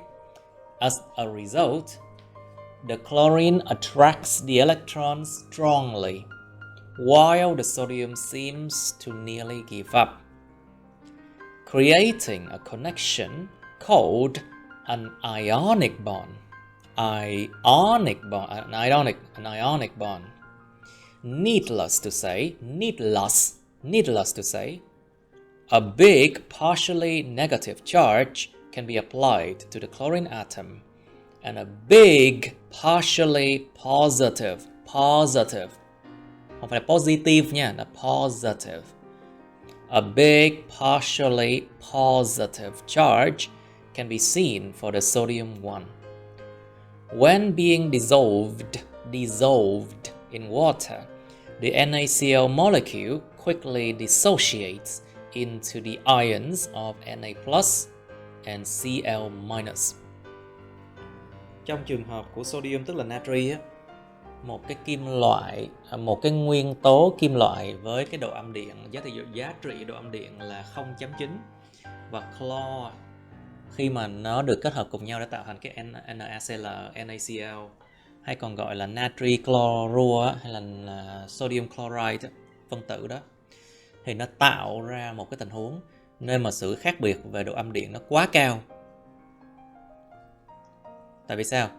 Chlorine là 3.5, chlorine là 3.2, 3.5 vậy đó. 3.0, sorry. So basically chlorine is 3.0 and sodium is 0.9, so the difference is like 2.1. Chlorine là 3.0, natri là 0.9, thế là độ khác biệt là 2.1 lận. Nhiều lắm á. Thì sự khác biệt về độ âm điện là quá cao. Như là một hệ quả, cái chlorine nó hấp dẫn những electron rất là mạnh, trong khi cái sodium dường như là nó gần như muốn bỏ hết mấy đó luôn á. Tạo ra một cái sự kết nối nó gọi là liên kết ion á, ionic bond. Không cần phải nói cũng biết. Một cái điện tích âm mà rất là lớn luôn á, một cái điện tích âm mà từng phần nhưng mà nó rất là lớn, có thể được áp dụng vào cái nguyên tử chlorine, và một cái điện tích dương từng phần nhưng mà nó lại rất là lớn luôn, có thể được nhìn thấy ở trên cái sodium. Thì đương nhiên rồi, tại nó phân cực quá mà. Khi mà bị hòa tan trong nước thì cái phân tử NaCl này, NaCl này nó nhanh chóng nó tan ra, nó phân ly ra thành ion là natri cộng và Cl trừ. Okay, so it was a tough one, I know, to a lot of people. Whenever they hear about chemistry, they freak out and they becomes very, very angry or anxious and they don't want to even do that. Đối với nhiều người đụng đến môn hóa, họ sợ lắm luôn á, và rất là hoảng, mặc dù là cái bài này thực sự là một cái bài cực kỳ cơ bản luôn á, mà nó chẳng có gì đánh đố cả. Okay, now answer this question. So number one, when students study chemistry, they must bring something with them. And of course the answer is a periodic table with them. Khi mà học sinh học hóa, họ phải đem theo cái bảng tuần hoàn với họ. Must bring a periodic table with them. Because here you can see they would have to study the periodic table first. The name of element, the properties of bond between the elements. But the only thing here they have to bring is the periodic table. The other things are knowledge. Cái chỗ đoạn đầu nó nói là học sinh học hóa bắt buộc phải học bảng tuần hoàn, tên như nguyên tố và tính chất của những cái liên kết, nhưng mà nó chỉ có cái bảng tuần hoàn là cái thứ mà hữu hình mình có thể đem đi được, còn mấy còn lại là kiến thức mà. Cho nên cái đáp án ở đây phải là a periodic table. Number 2. A number of things need to be learned well, but in order to comprehend the basic connections between the atoms, you should understand. The answer is electronegativity. Một số thứ cần phải được học một cách rất là bài bản, rất là cẩn thận, rất là học rất là kỹ. Nhưng mà để hiểu sâu được, comprehend means you understand very deep. Comprehend là hiểu rất sâu luôn á. Để có thể hiểu được những cái liên kết cơ bản giữa những cái nguyên tử, con người ta cần phải hiểu được độ âm điện. You should understand electronegativity. Because why? Over here, they say, in order to understand the basic chemical bonds, one would need to know about a chemical term called electronegativity. So this is the reason why to understand the basic connection between the atoms, you should understand electronegativity. Đó, cái đoạn thứ hai của bài nó ghi là nó ghi là cái gì? Nó ghi là để hiểu được những cái liên kết hóa học cơ bản nè, phải biết được một cái khái niệm hóa học gọi là độ âm điện. Thì chỗ này đương nhiên là để hiểu được những cái liên kết cơ bản giữa các atoms, con người ta phải hiểu được âm điện, phải hiểu được cái electronegativity. So number 3, fill in this table of electronegativity. You have to understand, you have to read carefully this one and you put it in.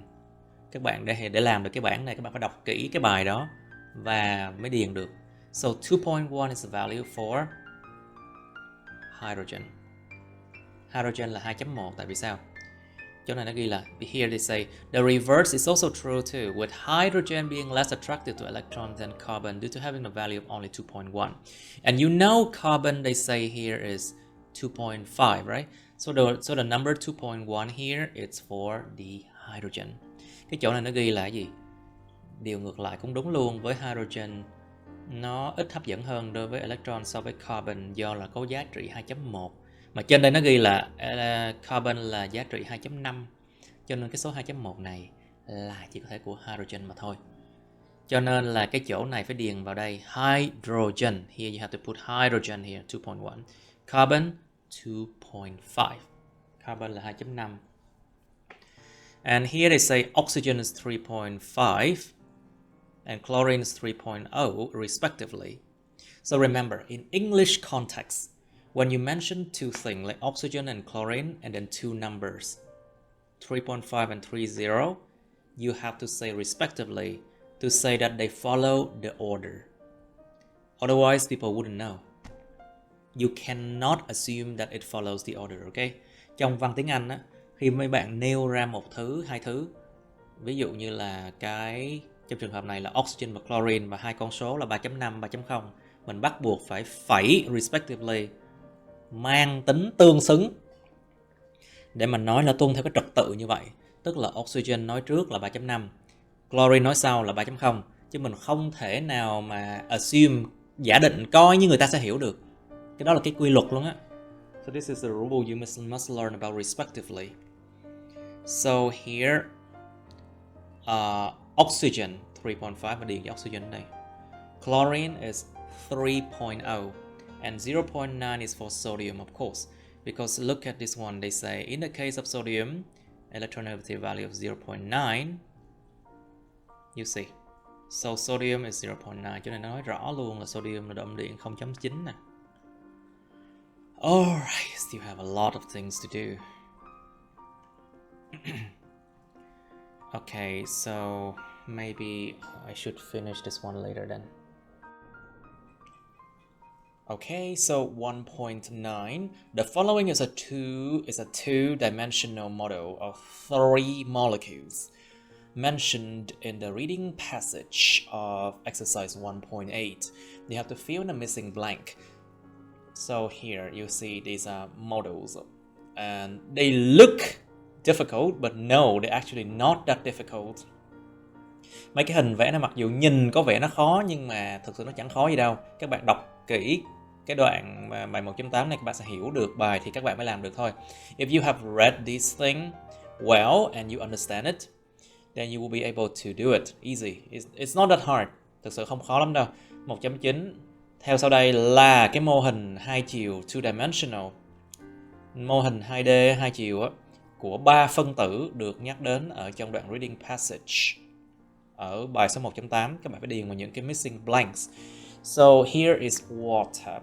So this one points at the two dots here, which is pairing electrons. Cái chỗ này nó chỉ vào cái chỗ mà hai cái electrons mà để tạo hình liên kết giữa cái O với cái H này. This is they point at the two dots that form the bonding between the bonding between O and H. So and then they say this is a something bond. The answer it's a polar covalent bond. Polar covalent bond. Nó là một liên kết hóa trị phân cực. Tại vì các bạn thấy rõ là hai cái electrons này á, nó nghiêng hẳn về oxygen nè. Nhưng mà nó không quá gọi là dục đi, giống như là kiểu mà H là nó bỏ đi luôn á. Nó không có đến nỗi mức như vậy. So basically this one, because you can see the two dots here, they lean toward oxygen a lot. But then the H still has some. It's not like the hydrogen is giving up everything. So this one, it's a polar covalent bond. And here, number 2, they point at this one. It's a partially positive charge. You can see here, delta plus. So this is a partially positive charge. Cái chỗ này nó chỉ vào cái chữ delta H, delta cộng này. Đó chính là cái điện tích âm một phần, điện tích dương một phần. Delta cộng là điện tích dương một phần. Nó là a partially positive charge. And here for ClCl, this one, they say, okay, this red dot is exactly equal sharing between the two, Cl and Cl. So this one, it's a non-polar covalent bond. Cái chỗ này bạn thấy rõ là cái dấu chấm này nó cách xa hai cái Cl này một cái khoảng y chang nhau. Tức là đây là một liên kết hóa trị không phân cực, nó đâu có phân chia ra đâu. Nó đều nhau mà. So it's very equal sharing. This is a non-polar covalent bond. Well, here's also an extra explanation. What are these, like all the dots? These are lone pairs of electrons around the chlorine. Những cái chỗ mà dấu chấm màu đen này nó là những cái đôi electron tự do, những đôi electron mà nó không tạo liên kết á. Okay, so NaCl. Number 4, they point at this delta negative, delta minus. So this one, it's a partially negative charge. Đây là cái điện tích một phần, âm một phần, partially negative charge nha. And this one, they point at this two dots, which is the electron that form the bonding between Na and Cl. And this one is, of course, the Na almost give up everything. So this one is an ionic bond. Cái chỗ này nó chỉ số 4 và cái chữ delta minus này nó là cái gì? Nó là cái điện tích âm một phần, nó là a partially negative charge. Còn cái chỗ này nó chỉ vào hai dấu chấm này, nó là cái electron tạo liên kết giữa Na với Cl, mà cái Na nó giống như gần như nó bỏ đi luôn. Cho nên cái chỗ này nó là một cái an ionic bond, liên kết ion. Alright, so if you come to 1.10, let's see. Complete the comparison below. It is based on the reading passages in exercise 1.8. Chúng ta có một cái sự so sánh bên dưới mà các bạn cần phải hoàn thành. Nó dựa vào cái đoạn reading passages ở cái bài 1.8 luôn. Nó liên quan. Okay, so this is related. How the bondings in chemistry mirror, verb mirror, you know, mirror human relationships. So it means how the bondings in chemistry reflect human relationships. Động từ to mirror, mirror là cái gương, thì động từ to mirror là phản chiếu á. Nó bằng chữ reflect, động từ reflect. Làm thế nào những cái mối liên kết trong hóa học, làm thế nào những mối liên kết trong hóa học nó phản chiếu, phản ánh, hay là nó là đúng rồi, phản chiếu, phản ánh cái mối quan hệ giữa con người với nhau. Well, so here in 1.10, it's a bit difficult. But if you read it, you can guess the answer for these words. So for example, number 2 is they meet each other. Order. So number 2 is order without S, okay? Because each goes with singular noun. So each order without S. Cái chỗ này có thể đoán được là nó có nhiều cái từ mình không biết được là gì, nhưng mà có thể đoán được. cái chỗ số 2 này là phải là each other và không có s nha, tại vì each đi kèm với động kèm với một danh từ mà không đếm được. So number one is in a number of ways. In a number of ways. So in something of ways, you can guess that this is like in an amount of way or a number of way. So of course ways is plural, so a number of ways. Cái số 1 này ở một số cách thì đương nhiên chữ ways này nó đếm được, mình phải dùng là a number of ways. Number 3. Something people might disagree, so you should so people is plural, so you should put many people. Or if you want to say that a few people, like a small number of people, you can say a few, or you can say some people. Có 3 đáp án lận. There are 3 answers for number 3. Some, many, or a few. It depends on what your ideas are. Nó tùy vào cái ý của mình là chỗ này nó là một số, nhiều hay là một số lượng ít. Some, many, or a few. People might disagree. Okay, so number 4 is in. You can say in many cases, or you can say in several cases, or in numerous cases, or in some cases as well. You can say that. Cái số 4 này có nhiều đáp án, có thể là ở một số trường hợp.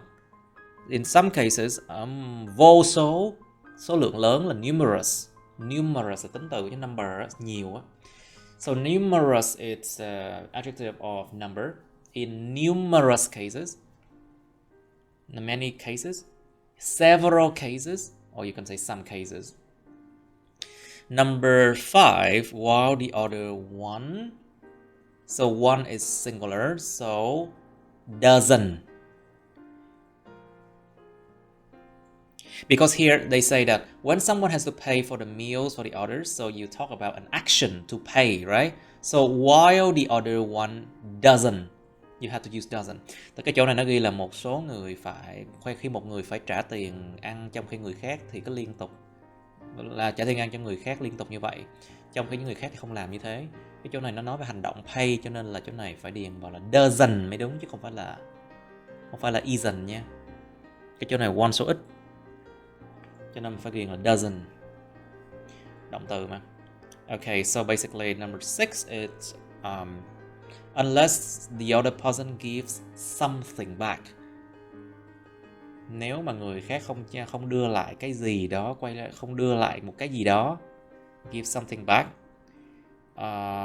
can produce much stress. This relationship is uneven and can produce much stress. Cái mối quan hệ này nó không có đồng đều nhau và có thể sản sinh ra nhiều cái sự căng thẳng. Stress is uncountable, so you have to say much stress, not more stress, or many stress, okay? Chỗ này là cái số 7 này là stress không đến được, mình phải dùng là much stress mới đúng nha các bạn. Number 8. Better looking individuals in exchange of some of their riches, or you can say a small amount of their riches. Here you cannot say that a lot of their riches or many of their riches, because it doesn't fit into the context. Cái chỗ này mình không thể nào điền vào là nhiều cái của cải của họ được, tại vì nó không có đồng đều, nó không có hợp với lại cái ngữ nghĩa này. Richer people ask for love and sex from the poorer, but better looking individuals in exchange of some of their riches or a small amount of their riches. Có 2 đáp án, some or a small amount of. Okay. Of course là người giàu thì đương nhiên là có thể họ yêu cầu cái tình yêu và cái tình dục từ những người nghèo hơn, nhưng mà lại nhìn có ngoại hình tốt hơn để mà giống như là trao đổi cho một số của những cái của cải của họ, chứ không phải là hết được. Làm sao mà lấy hết được, nó chỉ có một số nhỏ thôi, cho nên là some hoặc là small amount of. Okay, now this is a difficult test, I know. Mình biết là đây là một cái bài khó đấy. Okay, now let's try to read this one. Okay, pronunciation practice. A lot of pronunciation practice is required. Cần phải luyện tập phát âm nhiều lắm nha các bạn. Tiếp tục nè. Okay, let's read after me. Đọc theo mình. How the bondings in chemistry mirror human relationships.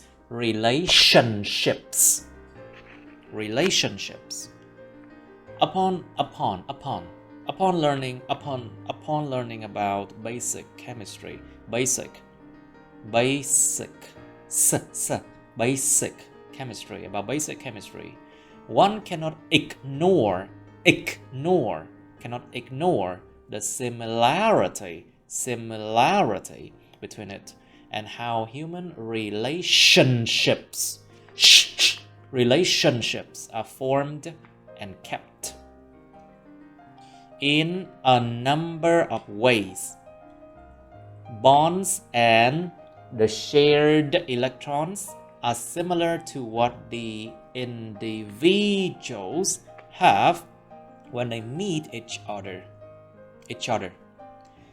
In other words, that can be money, intellect, beauty, power, opportunities, etc. Number 3. Some, many, or a few people might disagree. But when friends no longer share the same values, they become less close. Or acquaintances. In many or several or numerous cases, several cases, when the sharing of things between the two becomes less even, such as when someone has to pay for the meals for the other repeatedly, y kéo dài, long e, repeatedly, while the other one doesn't chip in for the bill, there should not be a comma here, chỗ này không nên có dấu phẩy ở đây. Chip in for the bill, then the relationship might not last long.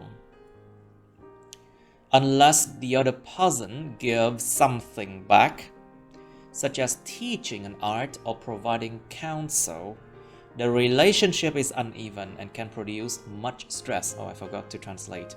Quên phiên dịch ra. Upon learning about basic chemistry, sau khi mà học xong, nhờ vào cái chuyện sau khi mà học xong về hóa cơ bản, một người nào đó không thể nào bỏ quên, bỏ rơi, không thể nào mà bỏ qua được cái sự giống nhau giữa nó, tức là hóa học á, it him in chemistry, hóa học và cái mối quan hệ con người nó được tạo thành như thế nào và được giữ như thế nào.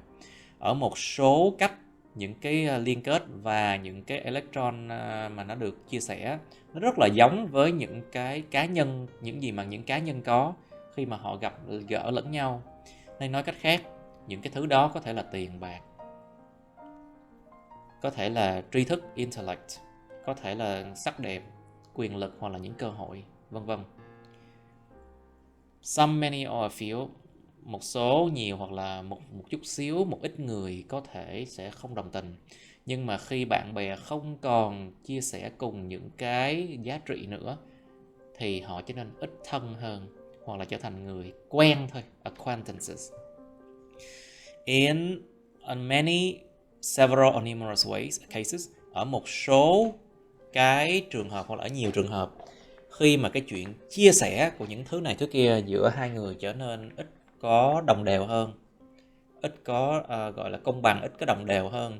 Ví dụ như khi người nào đó phải trả nhận bữa ăn cho người khác một cách liên tục, trong khi cái người khác thì là doesn't chip in, người ta không hề là mở bóp ra đưa tiền, không muốn trả tiền bills, thì cái mối quan hệ đó có thể nó không có kéo dài lâu được đâu.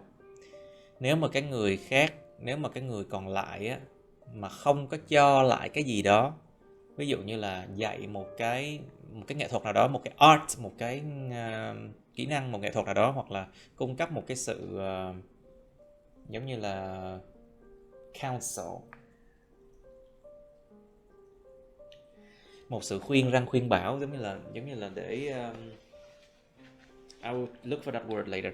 Counsel nó giống như là mình lắng nghe một cái người có tri thức hơn để người ta cho lời khuyên á. It's like that. Thì cái mối quan hệ đó nó không có đồng đều và có thể sản sinh ra rất là nhiều cái sự căng thẳng. Okay, how about the case of the so-called sugar daddy or sugar mommy and sugar baby? Vậy thì về cái trường hợp của cái gọi là bố đường, mẹ đường hay là em bé đường thì sao? It is simply an exchange. It is simply an exchange. Exchange. Nó đơn thuần là một cái sự trao đổi thôi. Richer people ask for love and sex from the poorer but better looking individuals in exchange of some or a small amount of their riches. Những người giàu có hơn yêu cầu tình yêu và tình dục từ những cá nhân mà nghèo hơn nhưng mà lại có cái ngoại hình tốt hơn để mà trao đổi cho một số hoặc là một cái lượng nhỏ của những cái tài sản của họ. However cruel and unethical that might sound, the practice will sadly continue. Tuy rằng là nó nghe có vẻ như là độc ác và vô đạo đức, thì cái practice, cái cách mà thực hiện đó người ta vẫn hay làm á, thì nó sẽ tiếp tục là tiếp diễn một cách rất là đáng buồn thôi. Alright. Now we have two more. Alright, so now we come to part E, extra exercises.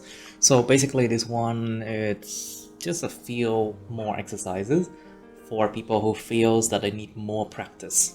Phần này, extra exercises này giống như được tạo ra để mà cho các bạn thêm bài tập vậy đó. Cho bạn nào mà cảm thấy như là không đủ số lượng bài tập. Okay, so 1.11. Fill in the gaps with the correct answers in the correct form.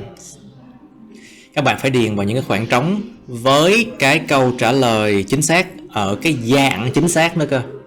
So basically you have a few words here. Knowledge, difficulty, respect, hard work, love, hate, pain, time, equipment, device, information, data or data, people, size, situation, and food. So you just have to fill in with the right word first, and then you find what's their appropriate, the correct forms. Các bạn phải điền vào một cái khoảng trống bởi một cái từ phù hợp trước đã rồi mới có thể ra cái dạng chính xác của nó. So basically number one, I'll just read the answer, okay? Mình chỉ đọc câu trả lời thôi nha. I've faced many difficulties, plural, difficulties, số nhiều, in my study, but none as hard as Mr. John's extra exercises. Câu này là cái câu vui thôi. Tôi đã đối diện với nhiều cái difficulties, những cái nhiều khó khăn trong cái quá trình học của tôi. Nhưng mà không có cái nào khó như những bài tập thêm của ông Mr. John Trần vậy đó. Okay. So of course, you can, of course, alternative answers are possible. There might be more than one correct answer. Có thể có hơn một câu trả lời đúng. Cho nên là nếu các bạn ra được những cái đáp án khác thì nó cũng có thể đúng nha. Okay, number 2. The pain of losing someone from your life can be unbearable, but you can surely have love for someone else after it heals. Cái nỗi đau, the pain của chuyện mất mát ai đó trong cuộc đời các bạn có thể là không thể chịu nổi. Nhưng mà các bạn có thể chắc chắn là có được tình yêu với một người nào đó khác sau khi mà cái nỗi đau nó lành. It here means the pain heals. So khi nỗi đau nó lành lặng. Number 3, the number of equipment in storage is enough to keep us in business until the pandemic is over. Okay, so number 3, equipment, the number of equipment without S, because equipment is uncountable. Or you can use the word devices, because you're talking about many devices. So device is countable, but equipment is uncountable, okay? So here you can use the number of equipment or the number of devices. Chỗ này có hai đáp án. Thứ nhất là equipment không đếm được, hoặc là devices, số nhiều, đếm được. It's enough to keep us in business until the pandemic is over. When the time comes, we will restock. Cái số lượng mà thiết bị hoặc là devices ở trong kho chứa thì đủ để giữ chúng ta vẫn còn có thể vận hành doanh nghiệp được, vẫn còn chạy được, chưa có chết. Vận hành doanh nghiệp được cho đến khi là cái dịch bệnh đó, đại dịch nó kết thúc. Khi mà cái thời điểm chín mùi, khi mà cái thời điểm chính xác, cái thời điểm mà khi mà đến lúc á, when the time comes, time without s, okay? Time không có s nha, tại vì time có s nó lại có nghĩa khác là thời đại, hoặc là những lần, hoặc là những cái thời mà, trong trường hợp này là thời gian thôi. When the time comes, it's just when the time comes, not time with s, okay? When the time comes, and here comes it singular as well, because come here it's singular verb. Chỗ này come nó không có, nó là số ít nè. When the time comes, we will restock. Khi thời cơ đến thì chúng ta sẽ restock, giống như là mua lại hàng cho nó lấp đầy cái kho đó. Number 4, the amount of knowledge, data or information, all three of them are uncountable. Tất cả ba cái từ đó nó đều là không đếm được hết nha các bạn. The amount of knowledge, data or information contained in this book is enough to annoy a large number of people, haters, who don't like to study hard. Okay, there are only two correct answers for this one. Number of people or number of haters who don't like to study hard. Cái số lượng kiến thức, data, knowledge, kiến thức, data, thông tin hoặc là dữ liệu, or information, thông tin mà chứa đựng trong cái cuốn sách này thì nó đủ để mà nó làm cho bực mình một cái lượng lớn người, people, hoặc là nhiều lượng lớn những người mà ghét mình á, a large number of haters, mà những người đó không thích học hành chăm chỉ. This one is also a very fun sentence that I made. Đây là một cái câu rất là vui, mình cố tình viết vậy mà. Number 5, plenty of hard work is required to make a person succeed. Succeed. But a lot of, number 5, right? So the plenty of hard work or plenty of time, có hai đáp án đó. So those are both uncountable. Cả hai cái đáp án đó đều không đếm được. Plenty of time or plenty of hard work is required to make a person succeed. But a lot of love, a lot of respect, or a lot of food will make this world a better place. But you cannot say a lot of people, because people do not make this world a better place. No. In this context, I don't think people will make this world a better place. Trong cái chỗ a lot of này có thể là tình yêu, love, respect, sự tôn trọng, food, thức ăn nói chung, nhưng mà không phải là con người nha. Tại vì con người không có làm cho cái thế giới này thành một nơi tốt đẹp hơn đâu. Nó không phù hợp ngữ cảnh. Plenty of hard work or plenty of time, làm việc rất chăm chỉ hoặc là rất là nhiều thời gian thì được cần để làm cho một người trở nên thành công. Để cho một người thành công thì cần rất là nhiều thời gian, hoặc là hard work phải làm việc chăm chỉ. But a lot of love rất là nhiều tình yêu, hoặc là respect sự tôn trọng, hoặc là food thức ăn sẽ làm cho cái thế giới này thành một nơi tốt đẹp hơn. Number 6. There are only a limited number of sizes, plural, số nhiều, sizes số nhiều, sizes in the shop. So they will only be able to serve a tiny number of obese people, of course. There are only a limited number of sizes in the shop. Chỉ có một cái lượng kích cỡ rất là giới hạn trong cái cửa hàng này mà thôi. Cho nên họ chỉ có thể là phục vụ cho một cái lượng nhỏ những người bị béo phì thôi. Number 7. No knowledge or no data or no information. All are uncountable nouns. Ba cái đáp án nó đều không có đếm được hết. It's available on the vast number of people who choose to hide behind books and pronunciation practice. Because who choose to hide behind books and pronunciation practice is a who, so you have to say people.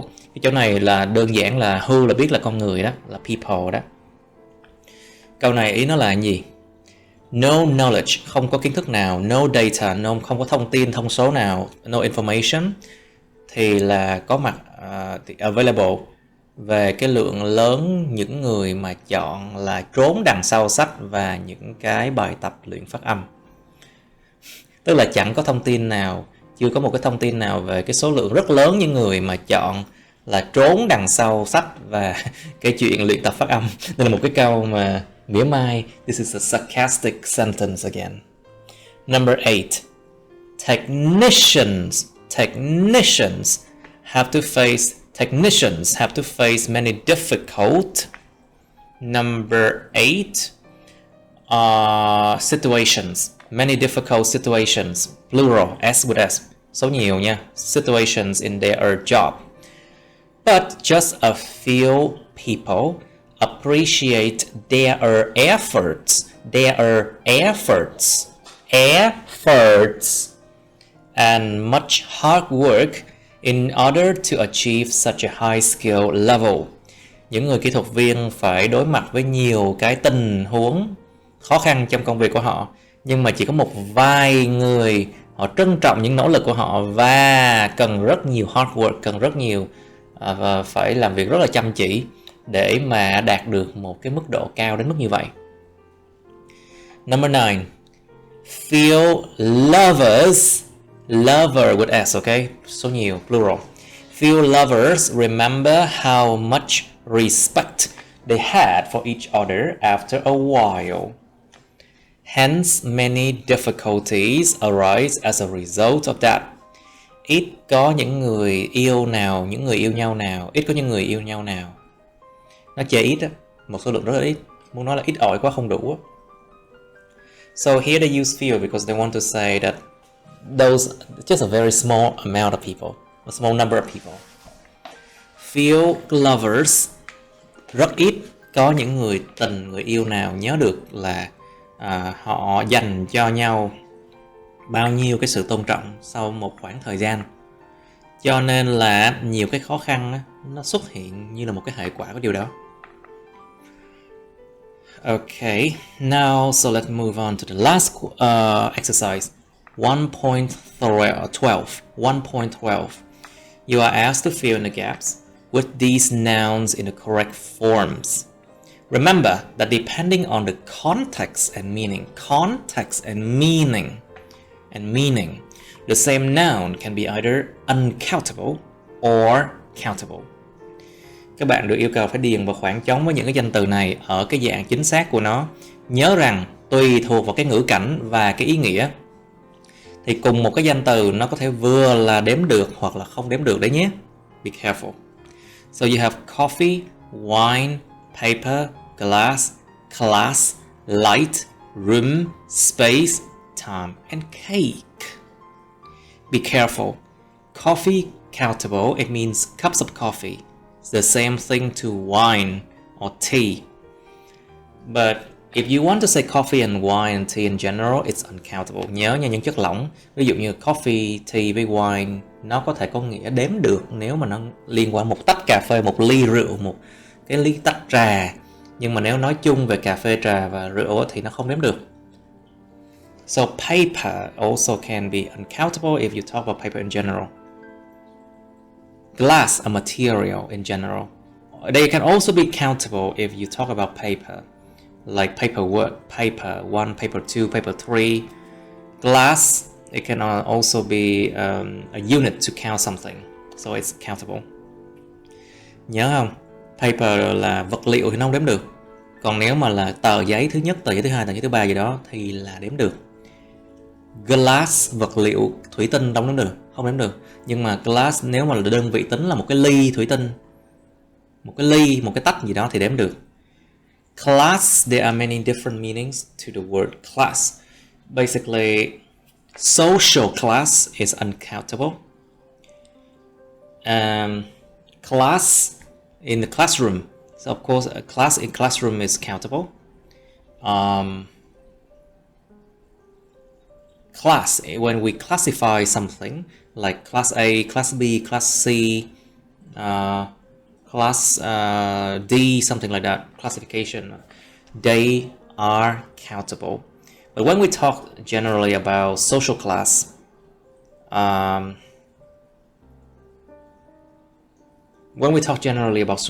I think it's uncountable.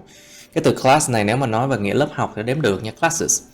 Hoặc là nói về cái xếp loại, ví dụ hạng A, hạng B, hạng C, hạng D gì đó, class A, class B, class C gì đó thì nó đếm được. Nhưng mà nếu mà nói về cái tầng lớp xã hội, cái chữ class này tầng lớp xã hội nha, cũng có thể có, thì là có thể nó không đếm được nếu mà nói về tầng lớp xã hội nói chung. Okay, light, uncountable if you talk about like sunlight, daylight, something like that, uncountable. But if you talk about light on the ceiling, I have two lights here, that are countable. Ánh sáng cũng vậy, ánh sáng không đếm được nhưng mà cái bóng đèn thì đếm được nha. Room, uncountable if you talk about space. And if room countable, it talk about room in a house, like bedroom, living room, kitchen, something like that.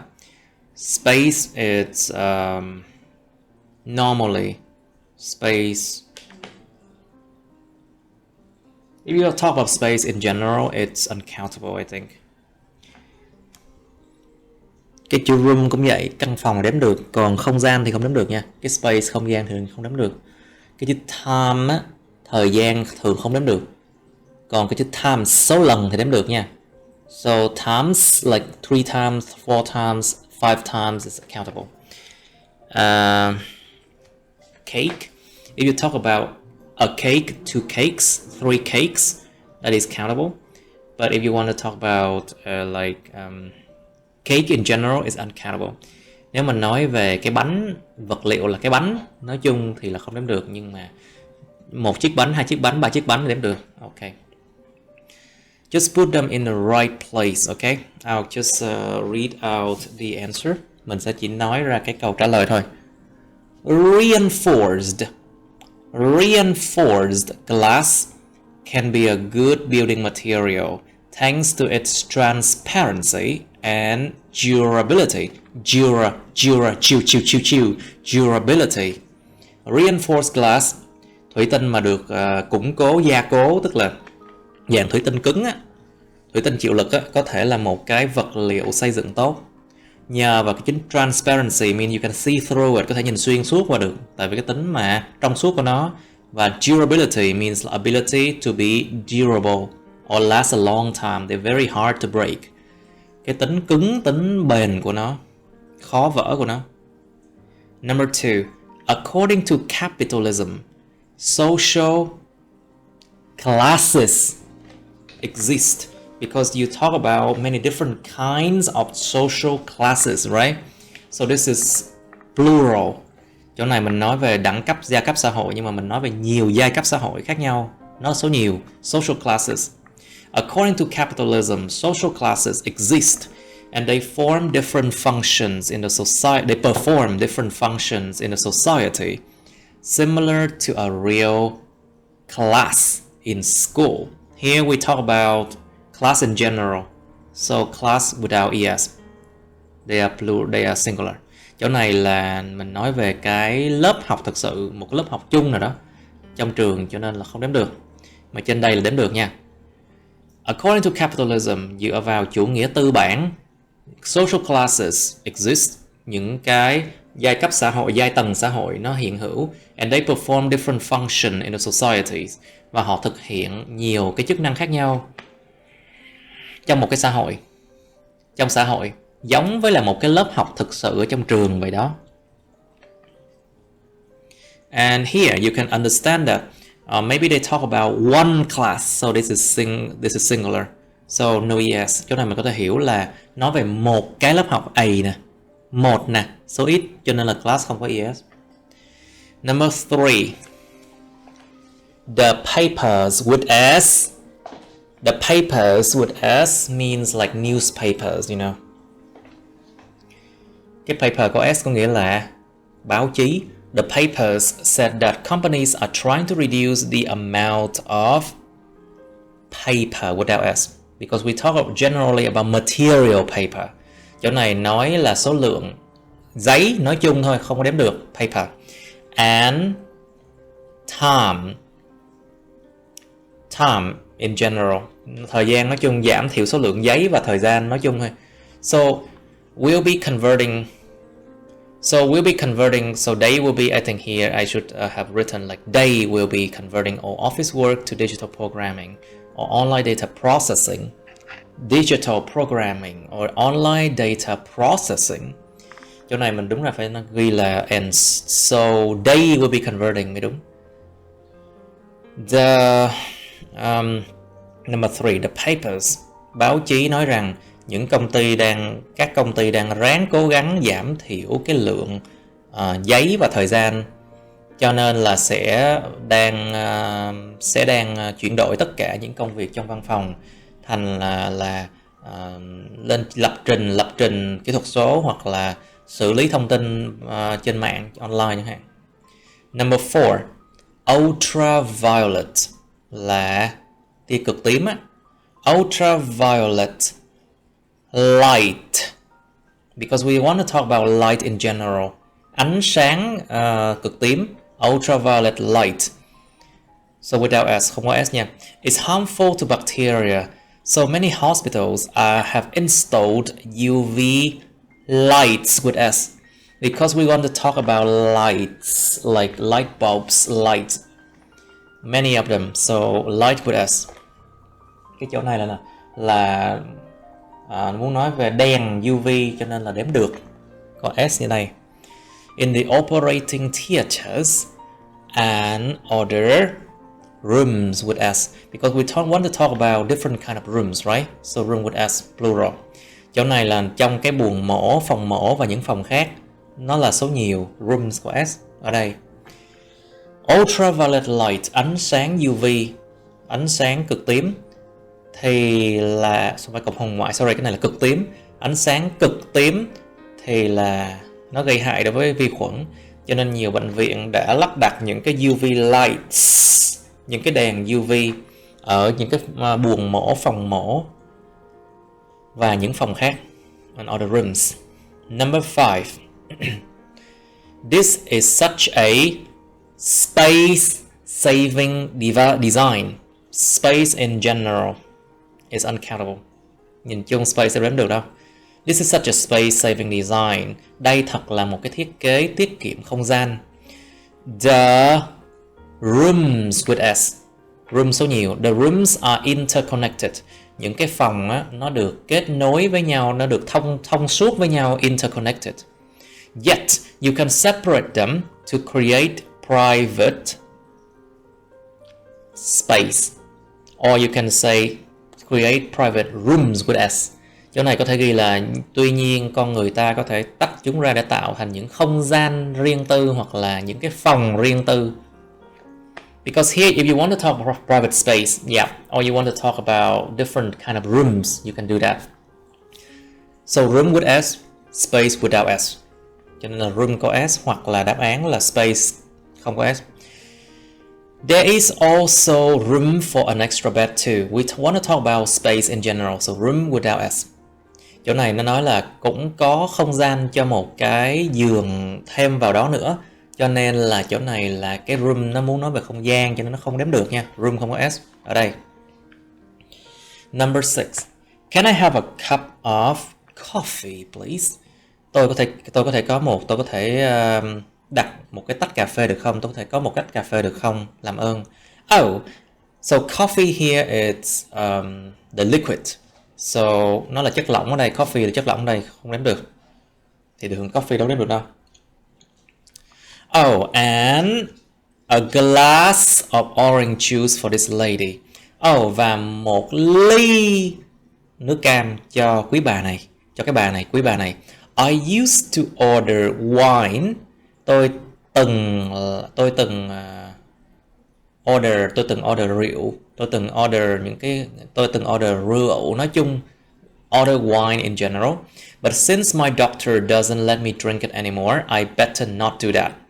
Nhưng mà từ khi bác sĩ của tôi không có để tôi uống nó nữa, thì không cho tôi uống rượu nữa, thì tôi không cho tôi uống rượu nữa, thì tôi tốt hơn là tôi không nên làm điều đó. I better not do that. Number 7. There were times with S because we want to talk about different times. Time 1, time 2, time 3, time 4. We want to talk about different times, right? Đã có những lần hoặc là có những cái lúc thì nó đếm được, tại mình muốn nói về nhiều cái thời điểm. There were times when I had to sell flowers on the street to survive. Đã có những cái lúc mà tôi phải bán hoa trên đường để mà tồn tại. Mua hoa ra bán á, mua hoa xong rồi cái bán trên đường để tồn tại á. But I always squeeze out some time in general here. Time đây là số ít, tại vì nó là thời gian nói chung thôi. For night classes to improve myself.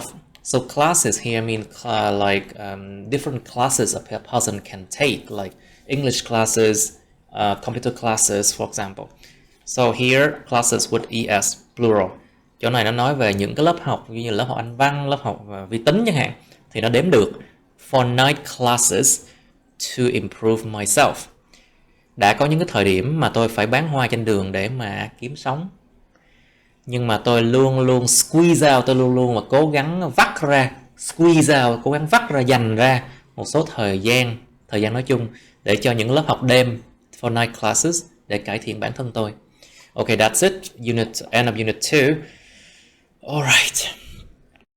Okay, that's the end of my videos. Please like, share this video with your friends, subscribe to my YouTube channel, and press on the bell button next to the subscribe button so you can get notified about my new uploads, okay? You can also press follow my Facebook, but please don't add me on Facebook as friends, okay? Cảm ơn các bạn đã theo dõi nha. Các bạn hãy nhấn vào like, chia sẻ video này bạn bè các bạn. Nhấn vào nút đăng ký kênh YouTube mình và nút cái chuông kế bên cạnh để đăng ký kênh đó, để mà các bạn sẽ được thông báo về những video mới nha. Các bạn cũng có thể nhấn vào nút theo dõi Facebook mình, nhưng nhớ đừng kết bạn Facebook mình nha. Thank you and see you. Bye.